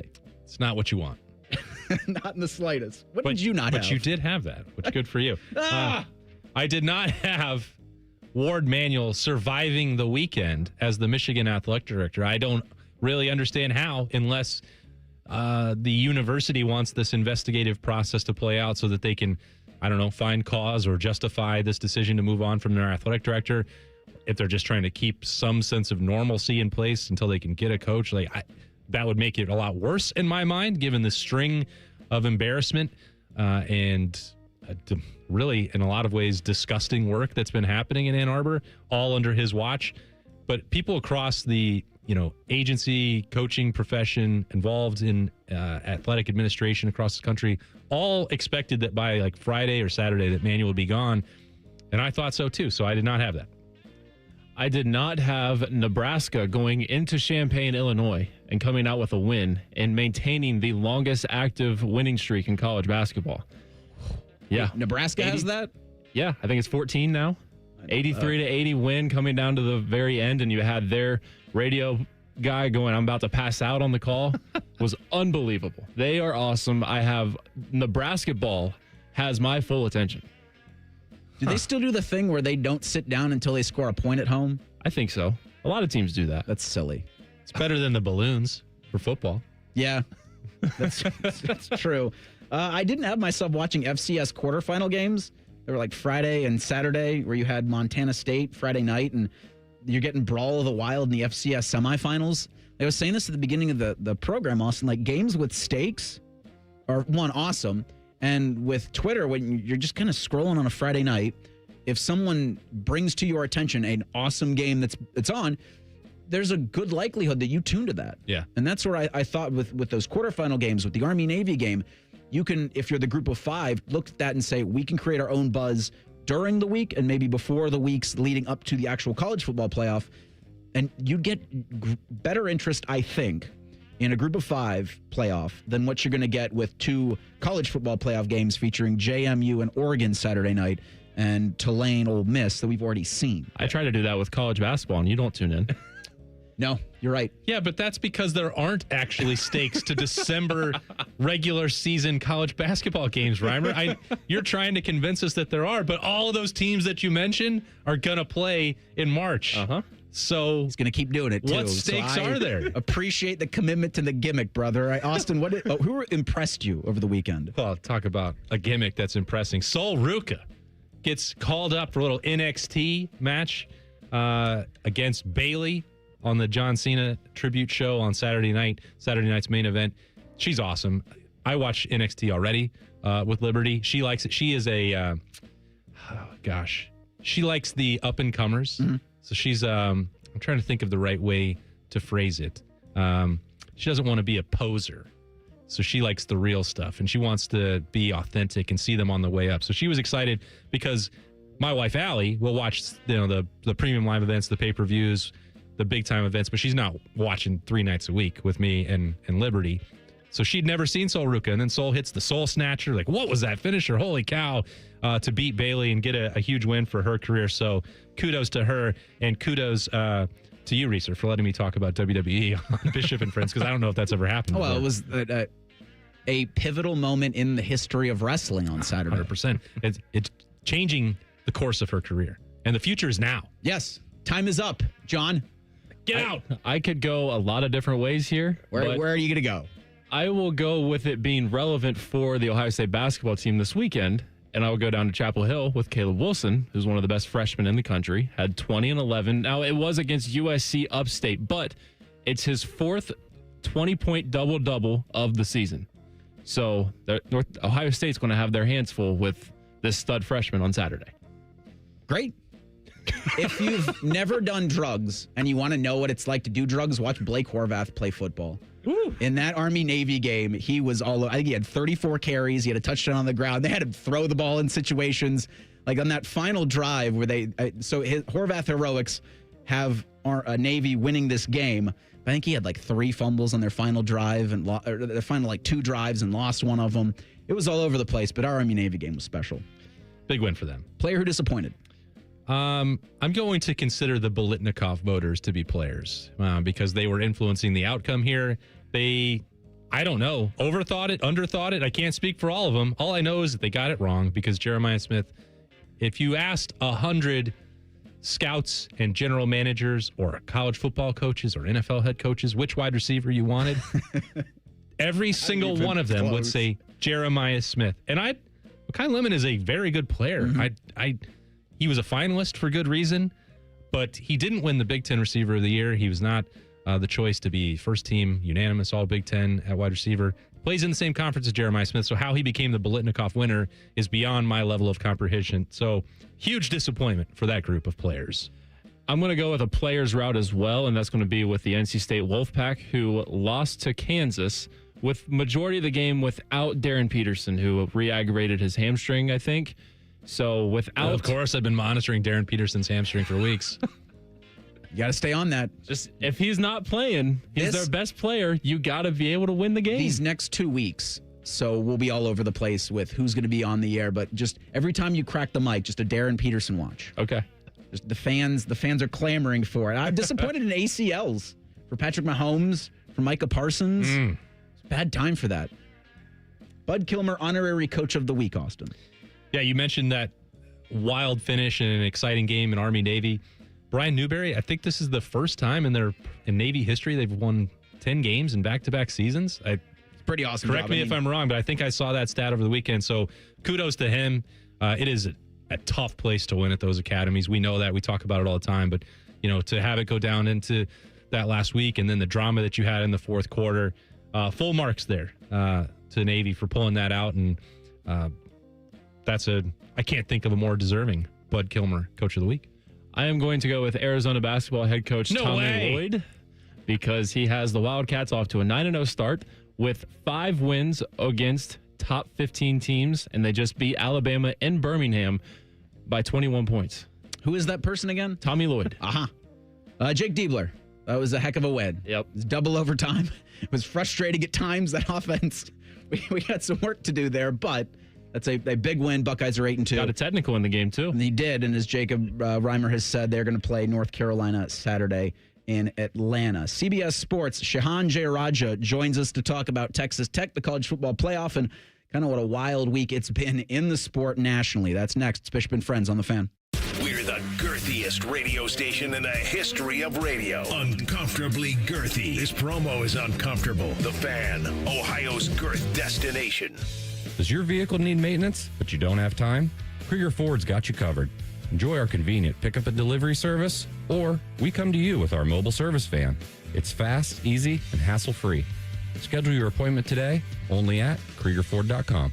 Shop Meijer and bring more special savings to your family's holiday season. Savory Meijer Spiral Sliced Half Ham is just 79 cents a pound with M-Perks. Limit 1 per customer, no clipping necessary. And a 3-pound bag of yellow or red potatoes is buy one, get one for $1. Make sure your pantry is loaded up for holiday baking. A 2-pound bag of Meijer Light Brown Sugar and Meijer 15-ounce pie crusts are $1.99 each. Make the holidays a good deal better at Meijer. Exclusions apply. See all deals in the Meijer app. Getting cold feet? Call Care Heating and Cooling and we'll fix your furnace fast.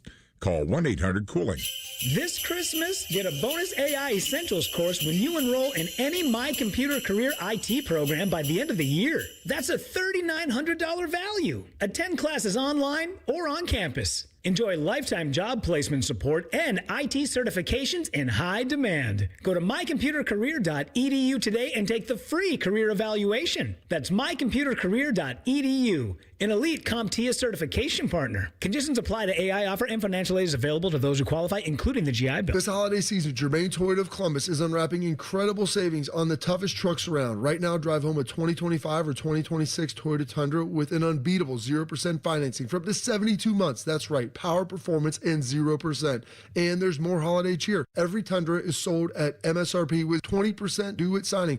No gimmicks, no surprises, just real value on one of America's favorite full-size trucks. So upgrade to a brand new Toyota Tundra. Holiday savings at Germain Toyota of Columbus on the corner of I-70 and Bryce Road. FIFA World Cup 2026 is coming soon, but your opportunity to be there starts now through an exclusive offer with an eligible Bank of America Visa credit card. For a limited time, become a new customized Cash Rewards or Unlimited Cash Rewards Visa credit card holder, and you will be eligible for a chance to purchase FIFA World Cup 2026 tickets. Learn more at BofA.com/cardFWC26. What would you like the power to do? Bank of America, proud to be the official bank of FIFA World Cup 2026. Bank of America NA in partnership with Visa. Terms apply. Rewards reserved. Your ambition just met its match with Robinhood. Trade stocks and ETFs, options, futures, and crypto all on one platform. Get started today at Robinhood.com/yourmoney. Your money, your move. All investments involve risk, including loss of principal. Options, futures, and crypto trading carry significant risk and may not suit all investors. Securities offered through Robinhood Financial LLC, member SIPC. Futures trading is offered by Robinhood Derivatives LLC, not FDIC or SIPC protected. Crypto offered through Robinhood Crypto LLC, NMLS ID 1702840, not FDIC or SIPC protected. Portfolio management offered by Robinhood Strategies, an SEC registered advisor. Come on, kids, we're going to Grandma's house. Grandma's house! Grandma's house! What do we do to be safe and ready to go? We buckle up. Buckle up. Phones down. Phones down. And when we go, take it slow. And if you drink, don't drive. And off we go. ODOT, the Ohio State Highway Patrol, and the Ohio Traffic Safety Office are doing their part to keep roads safe. Do your part to make sure everyone makes it home safe for the holidays. At the Ohio Lottery, we make Keno fun, your way. That means every few minutes across Ohio, 20 out of 80 possible numbers are randomly picked. And if some of the numbers you pick match, voila, you're a winner. Keno doesn't require you to know a single thing about sports ball or overs, unders, pluses, minuses, or lines, or whatever else. Keno is as simple as, did some of my numbers match? They did? Great. You just raked in some dough. There are more than 20 hours of Keno draws every day and thousands of places to play statewide. Lottery players are subject to Ohio laws and commission regulations. Play responsibly. Attack and dominate. Morning Juice is on YouTube and 10TV Plus. Sponsored by Riverside Bank of Dublin. Join Bobby Carpenter and Tito weekdays starting at 6 or watch on demand. More Bobby, less commercials. The Fan. Fan weather. From the Logan AC and Heat Services Weather Center. A nice mix of sun and clouds today, but don't let that sun fool you. We're still going to be bitterly cold with our feels like at or below zero. For tonight, partly cloudy with our lows down into the teens. However, the feels like will be even lower than that. And for Tuesday, more sunshine and finally temperatures getting back above the freezing mark. I'm meteorologist Meredith Garfalo with the 10 Weather Impact Forecast. The only thing better than watching football is talking about it. So we invented Reaction Monday. Sponsored by the Roofing Guys. The Fan. Find us on YouTube. Search WBNS Radio and you can see what Beau looks like. But only if you subscribe. This is Bishop and Friends. Eric Reeser and Austin Ward on a Reaction Monday. And Austin, back in the summer, we do a feature, the 20 most interesting college football programs. And it was this man's reporting about Texas Tech and Cody Campbell and what the idea that the Red Raiders were going to pump all of this money and utilize the transfer portal. And the idea was to get them to Dallas for a Big 12 championship. Well, mission accomplished on that front. And for more perspective on what the Red Raiders are trying to do from a national standpoint, and just how this college football playoff with the wackiest names involved is going to shake out. I mean, Indiana's the 1 seed. I mean, that's the world we're living in right now in college football. Shehan Jeyarajah from CBS Sports, kind enough to give us some of his time on the Bryant Heating and Cooling Systems fan guest hotline. Shehan, thanks so much for the time this morning. And just before we get into all of that with the college football playoff and Tech and Indiana and Ohio State, just your thoughts from a national perspective on what the last week has been for Michigan, and where do you think it goes in trying to find a new head coach? Yeah, I mean, it is obviously a bizarre time in college athletics, a bizarre time at the University of Michigan. And I mean, in a lot of ways, I think that this is kind of like the final, domino or whatever you want to call it of that era, right? I mean, for the past 2 or 3 years, it's been, off-field event after scandal, after all this sort of stuff, and it kind of culminates now with that last vestige of the Jim Harbaugh era being Sherrone Moore ultimately getting shown the door. Now, it puts the athletic department, I think, in a very strange position, having to make a hire in the middle of December after the entire rest of the carousel has spun, and it's going to be interesting to see how they handle that. Do they really try to go big game hunting, especially since they don't necessarily have to pay a buyout to Sherrone Moore? Do they take a chance on an up-and-comer? I mean, goodness, do they decide to kind of punt this search and maybe have an interim for next season? Like, it's just really, really an unusual time, and certainly I don't envy them having to wade through some of these waters. Sean, let's hypothetically say that the carousel is no object, that there hadn't been all this movement already. If you just looked at it and said, who's the right kind of coach to put in place in Ann Arbor, who do you think fits there to get them into this next era and away from, the scandal-plagued disaster from the last few years? Well, I think that you really need to look to a program builder and a culture setter, somebody who really, I think, is able to come in, get people, moving in the right direction, all that sort of stuff. I mean, there's a reason that PJ Fleck's name has been brought up. He's obviously done a great job at Minnesota, had them consistently above 500, had a couple of really up seasons.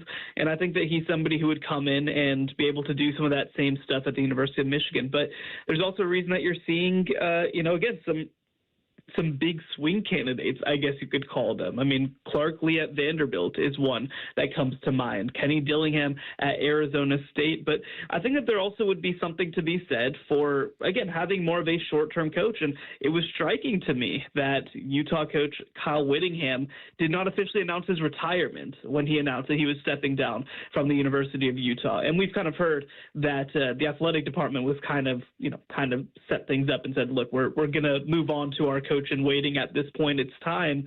But, do you hire somebody like Kyle Whittingham to coach for 2 or 3 years and kind of shepherd you into that new era and leave the program in better shape, in 3 years or so? I mean, it's a lot of questions that I think they're going to have to answer, but there are lots of good answers as well. Shehan Jeyarajah, our guest, he covers college football nationally for CBS Sports. And, Bud, when we had you on back in the summer, you had mentioned that Texas Tech, the goal for Joey McGuire and company was to make it to Dallas to win the Big 12. Well, Cody Campbell and company did it, and now they are the 4th seed in the college football playoff. For those who are just unfamiliar with how the Red Raiders got to this point where they have a bye in the first round, could you just give our fans just a Cliff's Notes version of how Texas Tech is now a national power out of the Southwest? Yeah, I think that people are very quick to kind of say what happened was a guy spent a lot of money, and that was it. And obviously that happened, but this is not the only place, certainly, that happened during the 2024 offseason. But, this actually goes back to July of 2024 when the boosters and some of the upper management of the athletic department at Texas Tech came together, and Cody Campbell came to the table and said, we don't know how long this uncapped market is going to last, so let's take advantage while it still exists. And so they were planning for that 24 transfer class all the way back in July. They were scouting players. They were keeping an eye on holes on their roster, evaluating their own roster, and trying to figure out, okay, look, when anybody enters the portal, we want to have a plan in place. We want to know what their valuation is to us. And because of that, they were able to bring in the number 2 transfer class in the country. And I think that what can be described now as the greatest transfer class of all time in practice. They've completely transformed their defense into being, really, I think the only unit that compares to it nationally is Ohio State's. And offensively, they didn't take as many guys, but they were very targeted in who they brought in. And almost every single player has been a hit. So I think that they deserve a lot more credit for for finding guys who fill their specific holes that have fit into their culture and their program at a really high level. And now, I mean, look, you look all over, and I mean, they have, of course, a player who wins the Nagurski Award as the best defensive player in college football. They have 2 finalists for the Bednarik Award with Jacob Rodriguez and David Bailey both on that list. They have, guys who are nationally relevant in terms of at running back and wide receiver. Like, it has been a total and complete success no matter what happens in the college football playoff. So that college football playoff does get underway on Friday night, Shehan. Which of these 4 first-round matchups is the most intriguing to you? Yeah, I think to me, there's only one game, in my opinion, that has a team, that has 2 teams, let's say, that I think can both win the national championship if some things go right. And that's Texas A&M versus Miami. Obviously, Miami kind of needed some help to backdoor their way into the playoff. We can have that discussion about Notre Dame, Miami another day. But I think that what is true is that Miami's upside that they showed through the first month and a half of the season is incredibly high. Now, they haven't played at that level, I think, in a month or so. I think that one of the more underrated things that's happened in college football this year is that defensive line that looks like one of the best that we've seen in the past couple of years really fell off after September ended. And I think that they have the upside to get back there. And same with Texas A&M, right? They ended on a very sour note with a loss to rival Texas, but we know the explosion they have at receiver. We know the pass rushers that they have led by Cassius Howell. So I think it's going to be a tremendous chess match, a tremendous battle. And again, I think that I don't think that Oklahoma or Alabama can win the national title. I think Oregon can, but I don't think that James Madison can. I think that neither Ole Miss nor Tulane can. So this, to me, I think is a game that potentially has some really significant ramifications. Aggies and Hurricanes meet on Saturday. Winner gets Ohio State in the Cotton Bowl. Shehan, how are you on Ohio State's chances to repeat given this playoff field? Well, I did pick them to repeat. I do have them going and winning the national championship again, but I feel a little less confident this year than I did last year, which is ironic because I think that last year, obviously, they seemed to be heading into the playoff on a real low. But I think that last year's roster was just so complete, so experienced. And this year, I think that they have the upside to do that. I think that they've got, I think that they have, especially on offense, I think they have some avenues that they haven't even really started to touch as yet, especially in the passing game at this point. But how will they handle the moment? Will it be to the same extent, right? I think that their defensive line is very good. I don't think it's as good as it was when Jack Sawyer and JT Tuimoloau were there. I think their offensive line is good. I think they also missed some guys that they lost from last season, right? So I think it's going to be really interesting to see how they handle that moment. I mean, because like you said, they get the winner of A&M versus Miami. They're expected to get Georgia in that next round. These are going to be teams that challenge you in a lot of different ways, especially in the trenches. I think they're going to handle it okay, but again, probably not as confident as I was last year. Read his stuff at CBS Sports. Properly prepare yourself for the college football playoff and for the next month and change. That's going to be a lot of fun for college football fans. He is Shehan Jeyarajah, national college football reporter at CBS Sports. Shehan, thanks so much for the time, bud.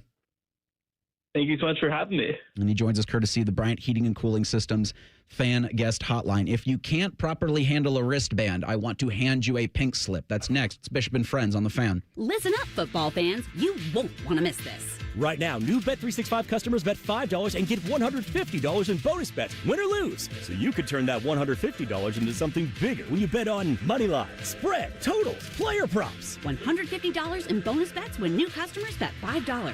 I know where I'm going to bet from now on. Download the app today and see why it's never ordinary at Bet365. Gambling problem? Call 1-800-GAMBLER. 21 plus only. Must be physically located in Ohio. T&Cs apply. In-app only. This is 100% employee-owned now. It gives them a sense of pride. It's always been a family business. We've benefited as owners from the work of all of these great employees for so long. Well, now everybody's an owner, so now everybody has a stake. It really is the culmination of the family business. The family just got bigger. We all know there's a difference between working for a paycheck and working for something that belongs to you. See the Rosati difference. I once read a story about a few trees that each dreamed of becoming something amazing. The first tree dreamed of becoming a priceless treasure chest. The second, a great royal ship. And the third, a tree so tall it would point to heaven. As fate would have it, the first tree did not become the treasure chest, but rather a simple manger used for feeding animals. Until one silent night when it found itself holding the greatest treasure the world would ever know. The second tree did not become a great ship for a king, but only a simple fishing boat. Until one day it carried the King of Kings that would calm the storm. And lastly, the third tree did not grow into the heavens, but rather had a destiny as a worn-out cross, and that cross held God's sacrifice for humanity so that all would be saved. Hi, it's Steve Lindsay, and it's incredible to know that whether this year went according to our plans and dreams, or whether everything seemed to be falling apart, we have a Jesus Christ who can use us no matter what our failures, our sins, or past are to still do incredible things. Merry Christmas from the Lindsay Automotive family. Bishop and Friends is sponsored by Diamond Seller, your true jeweler for over 75 years. The Fan, Ohio's sports destination. Connect with the show on X at 971BFS. Jump in our YouTube chat or just send a raven. You're listening to Bishop and Friends. It does feel like every week they find a new way to lose. I mean, getting blown out by, I think, a good Chicago Bears team isn't a new way to lose, but just the idea that you've got a wristband mishap where your starting quarterback is heading into the game with the incorrect wristband, or is heading into the game with a different wristband than your head coach, than your play caller have, is certainly a fireable offense by itself. But then you factor in everything else that's gone on with the Cleveland Browns organization. It's time for a change, and I don't necessarily know if you need to wait till the end of the season for it.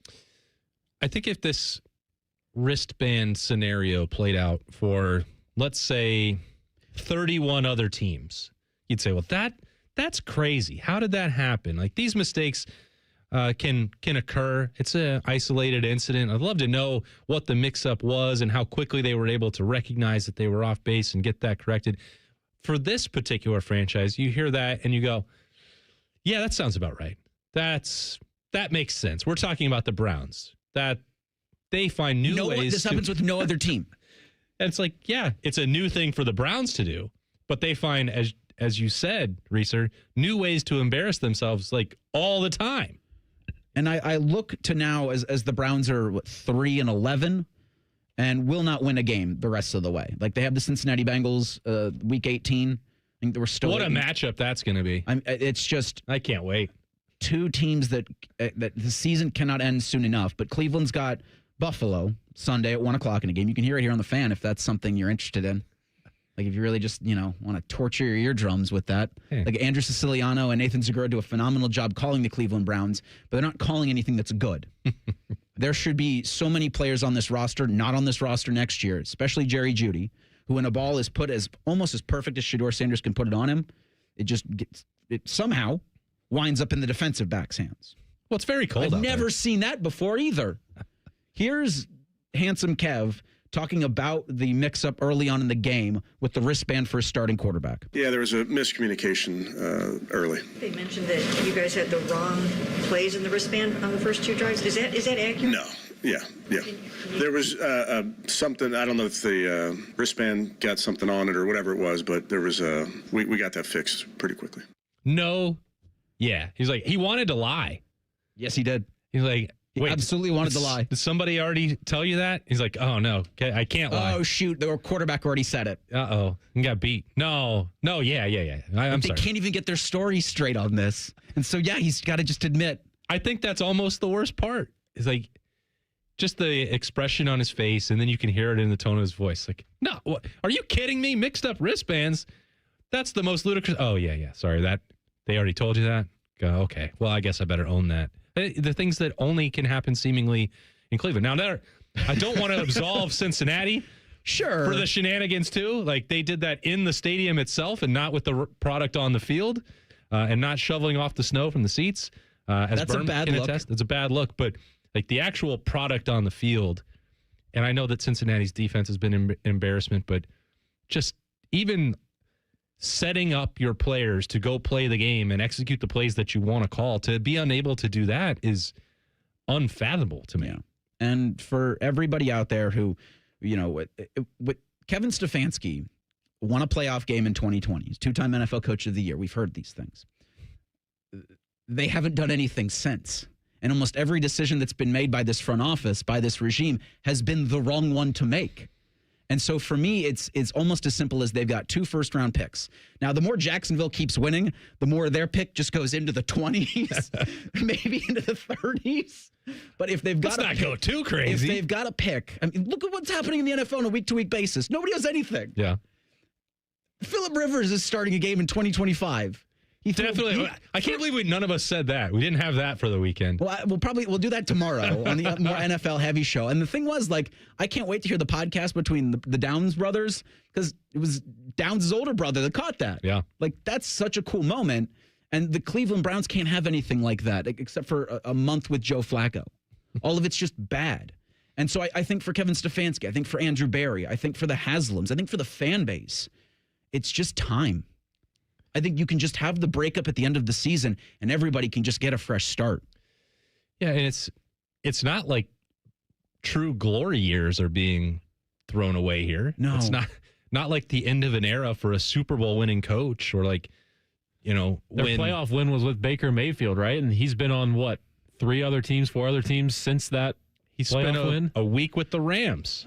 And it's just so bad because every time you want to, move forward with this Browns organization, like the Baker thing comes back to you, the Deshaun Watson thing comes back to you, and you can't have any responsible roster decisions because Deshaun Watson's taking up so much of the cap. Jerry Jeudy's taking up so much of the cap. Yeah, everything goes back to the Deshaun Watson decision for me. I mean, that was the turning point where everything went south, and everyone knew in real time that it didn't make financial sense, it didn't make competitive sense, and they've been playing catch up ever since. And until that albatross is removed, I feel like anybody could be the coach of this team, or anyone could be the general manager of this team, and they wouldn't be able to atone for that misstep. It seems impossible to me. And we haven't even discussed the 2 30-point performances on the Browns defense. Like the lone positive for this is Myles Garrett's 1 sack away from setting the new NFL sack record. And as a Browns fan, I'm not even sure I want him on the team. You can add that to one of the financial and roster decisions that didn't make a ton of sense. Like the competitive window for the Browns did not include Myles Garrett. And I know that he's done everything he possibly could to make Cleveland competitive, to be one of the best defensive players year in and year out in the NFL. He's not to blame for this, but you know, he is the most valuable asset that exists there. And now they don't get anything for it other than a 3-11 record. And what good is that? It's time. What if they draft Arvell Reese with one of their picks and just continue to build on that defense? God, I certainly hope that doesn't happen to Arvell. I talked about shut out opposing teams and just win 3-0, but then you need a kicker. I thought the Jacksonville pick could be where they catch Reese maybe in the teens. That's not going to be the case. So now for me, it's they take pick 4 or 5 and they get Carnell Tate. Is the most logical thing to me because I don't think they're going to dismiss Stefanski or Barry. I think they're going to bring them back, and I don't trust them with the pick. But I'm good enough with what I've seen from Shedeur that you bring in a veteran that can compete with him. If they can somehow con Mac Jones into signing a contract, that'd be fine.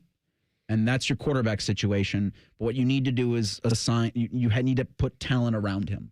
Yeah. And not guys like Cedric Tillman or Jamari Thrash or Isaiah Bond, who you get because no other team was willing to sign him. A bona fide stud. And I think Carnell Tate fits that. And Shedeur and Carnell Tate, I think, can do enough to make it a more competitive situation than what you've got. Because I understand the idea with tanking and how it puts you in the position to get the best possible draft asset.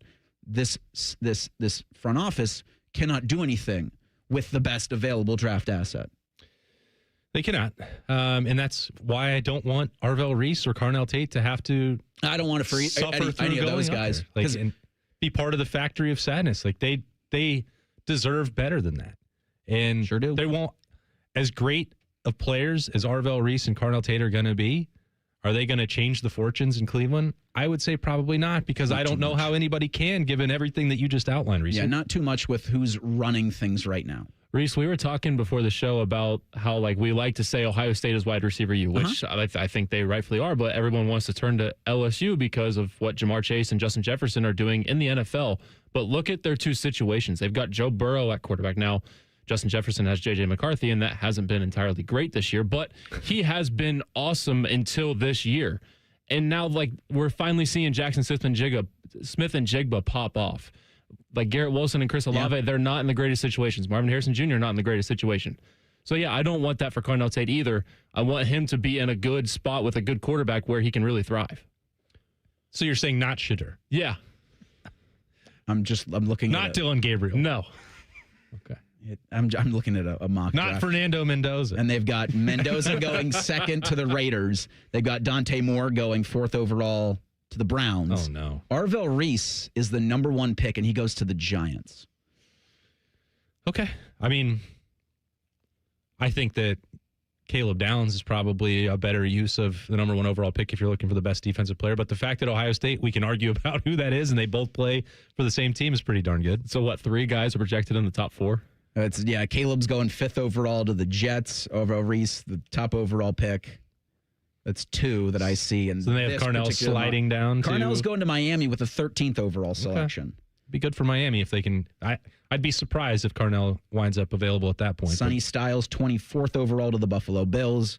Caden McDonald, 26th overall to the Chargers. The wide receiver U talks change when the Chiefs get the number 1 pick next year because Patrick Mahomes is out all next year, and Jeremiah Smith goes number 1 overall to Kansas City. Wouldn't that be the thing, though? Why did you just put that into the universe, Reimer? What? That's disgusting. So in case you missed everything from the NFL yesterday, Mahomes tore his ACL. He's going to be out, obviously, for the rest of this season, putting a lot of 2026 in jeopardy. This is the first time since 1998 the NFL postseason won't have either Brady, Peyton Manning, or Patrick Mahomes. First time since 2014. The Chiefs will not be making postseason play. And it does set up where if the Chiefs go into the tank, they come out in 2027, the number 1 overall pick. Oh, gosh, that's horrifying. Why does that exist? But never fear, because we could again have another postseason with Phillip Rivers. I tell you what, they lost yesterday to the last second field goal to the Seattle Seahawks, but the last 3 weeks for the Colts, they're still in playoff contention. It's going to be fun, and that's what he presents you. And it's like, well, that was what they had. They lucked into the Joe Flacco thing a couple of years ago, and that won Kevin Stefanski Coach of the Year. Yeah. We'll do 3 things on a Monday next. It's Bishop and Friends on the Fan. We used to have a billboard with our host's face on it, but only ugly people work here now. You mama say you ugly, hey! The Fan, Ohio's sports destination. Through trusted relationships and national reach, CVS Health is uniquely positioned to simplify care. Learn more at cvshealth.com/investor day. I'm back to doing what I love and more. Thanks to the Good Feet store.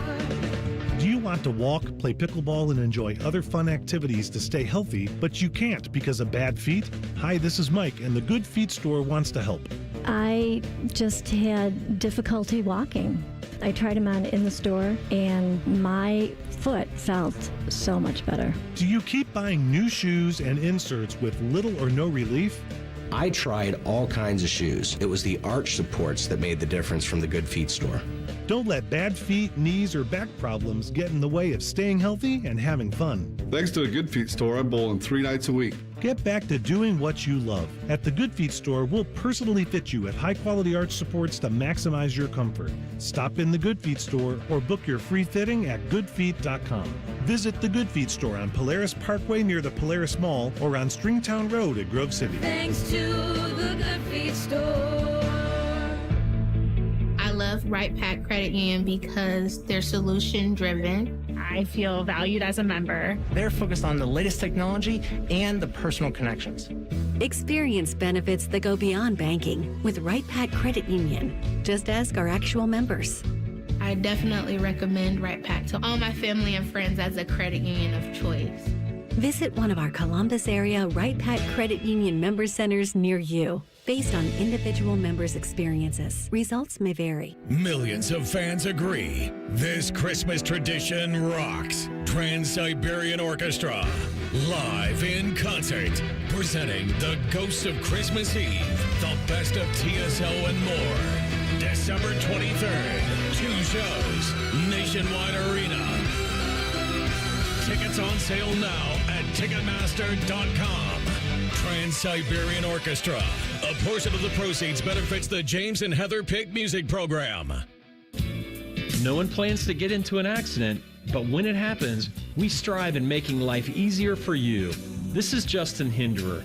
The Hinderer Motor Company Collision Center is ICAR certified and certified by many manufacturers to provide the best quality repair available. All of our repairs come with a lifetime warranty. We have our own 24/7 towing service so you never have to wait. Plus, we offer on-site rental cars for every lifestyle. At Hinderer Motor Company, we love what moves you. FIFA World Cup 2026 is coming soon, but your opportunity to be there starts now through an exclusive offer with an eligible Bank of America Visa credit card. For a limited time, become a new customized cash rewards or unlimited cash rewards Visa credit card holder, and you will be eligible for a chance to purchase FIFA World Cup 2026 tickets. Learn more at BofA.com/cardFWC26. What would you like the power to do? Bank of America, proud to be the official bank of FIFA World Cup 2026. Bank of America NA in partnership with Visa. Terms apply. Awards reserved. Your ambition just met its match with Robinhood. Trade stocks and ETFs, options, futures, and crypto all on one platform. Get started today at Robinhood.com/yourmoney.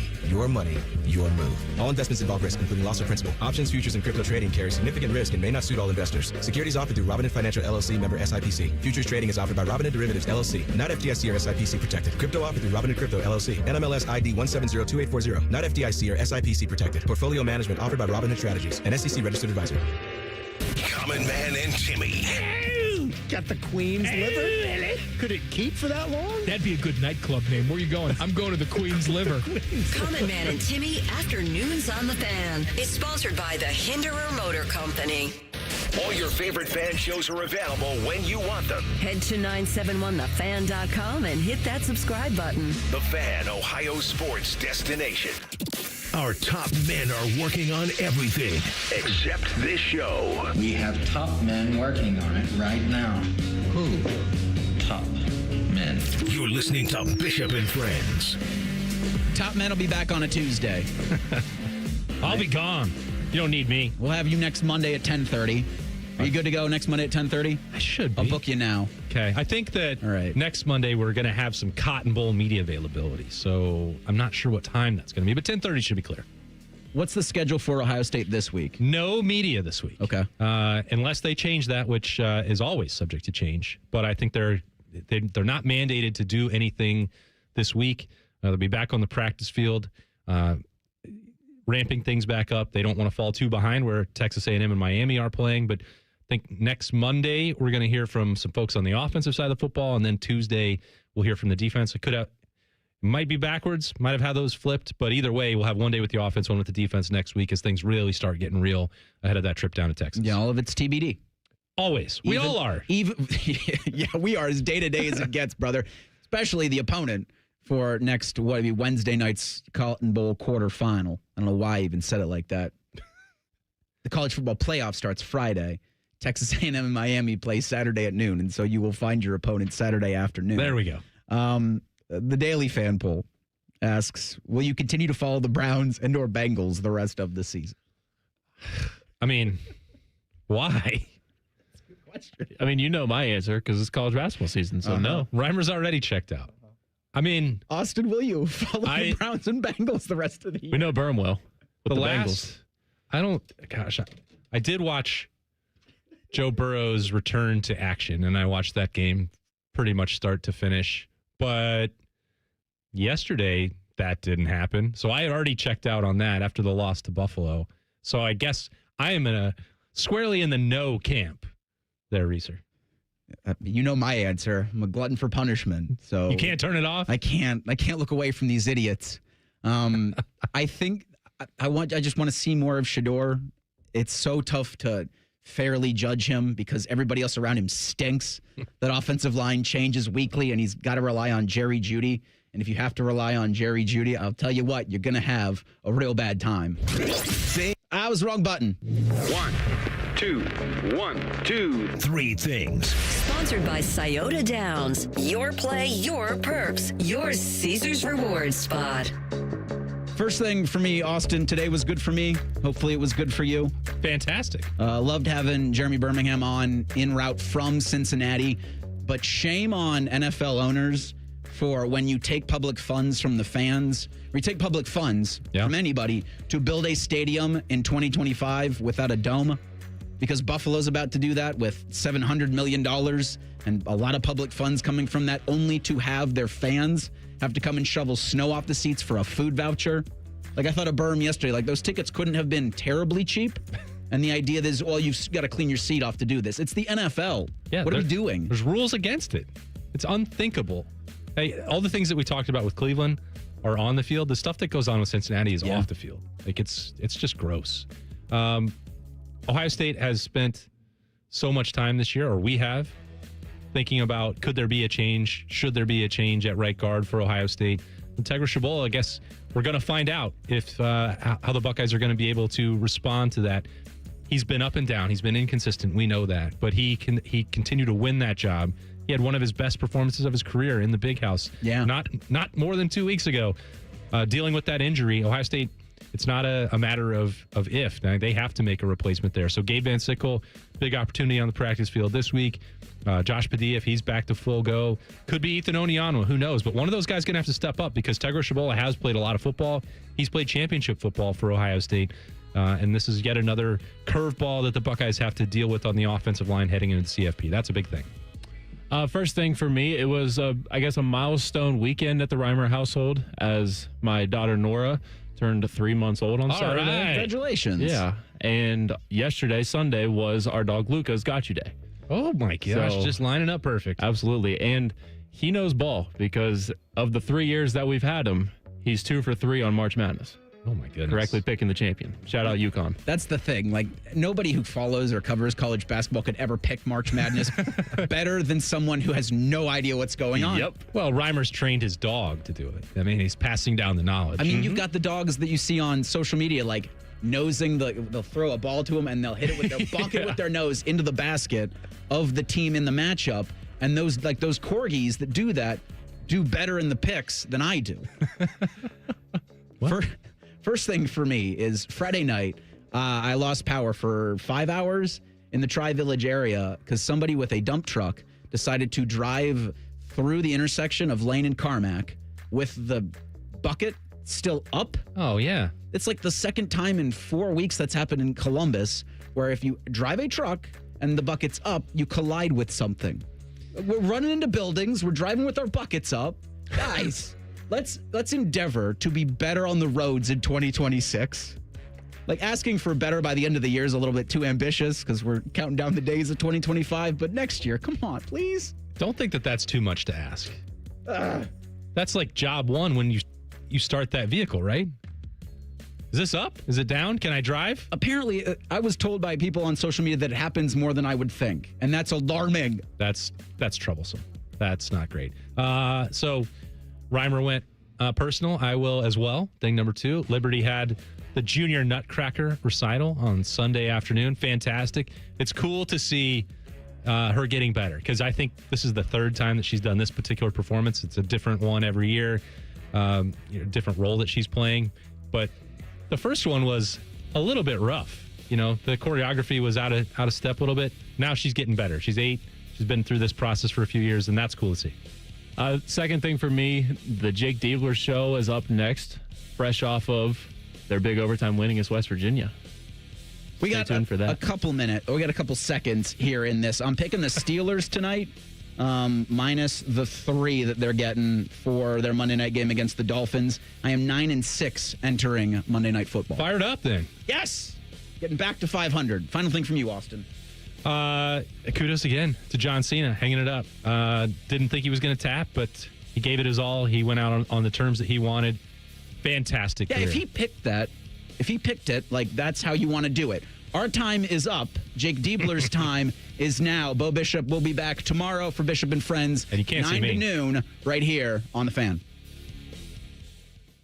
Catch the latest from the world of Ohio State athletics. Weeknights at 6 on the Buckeye Show. News, special guests, and everything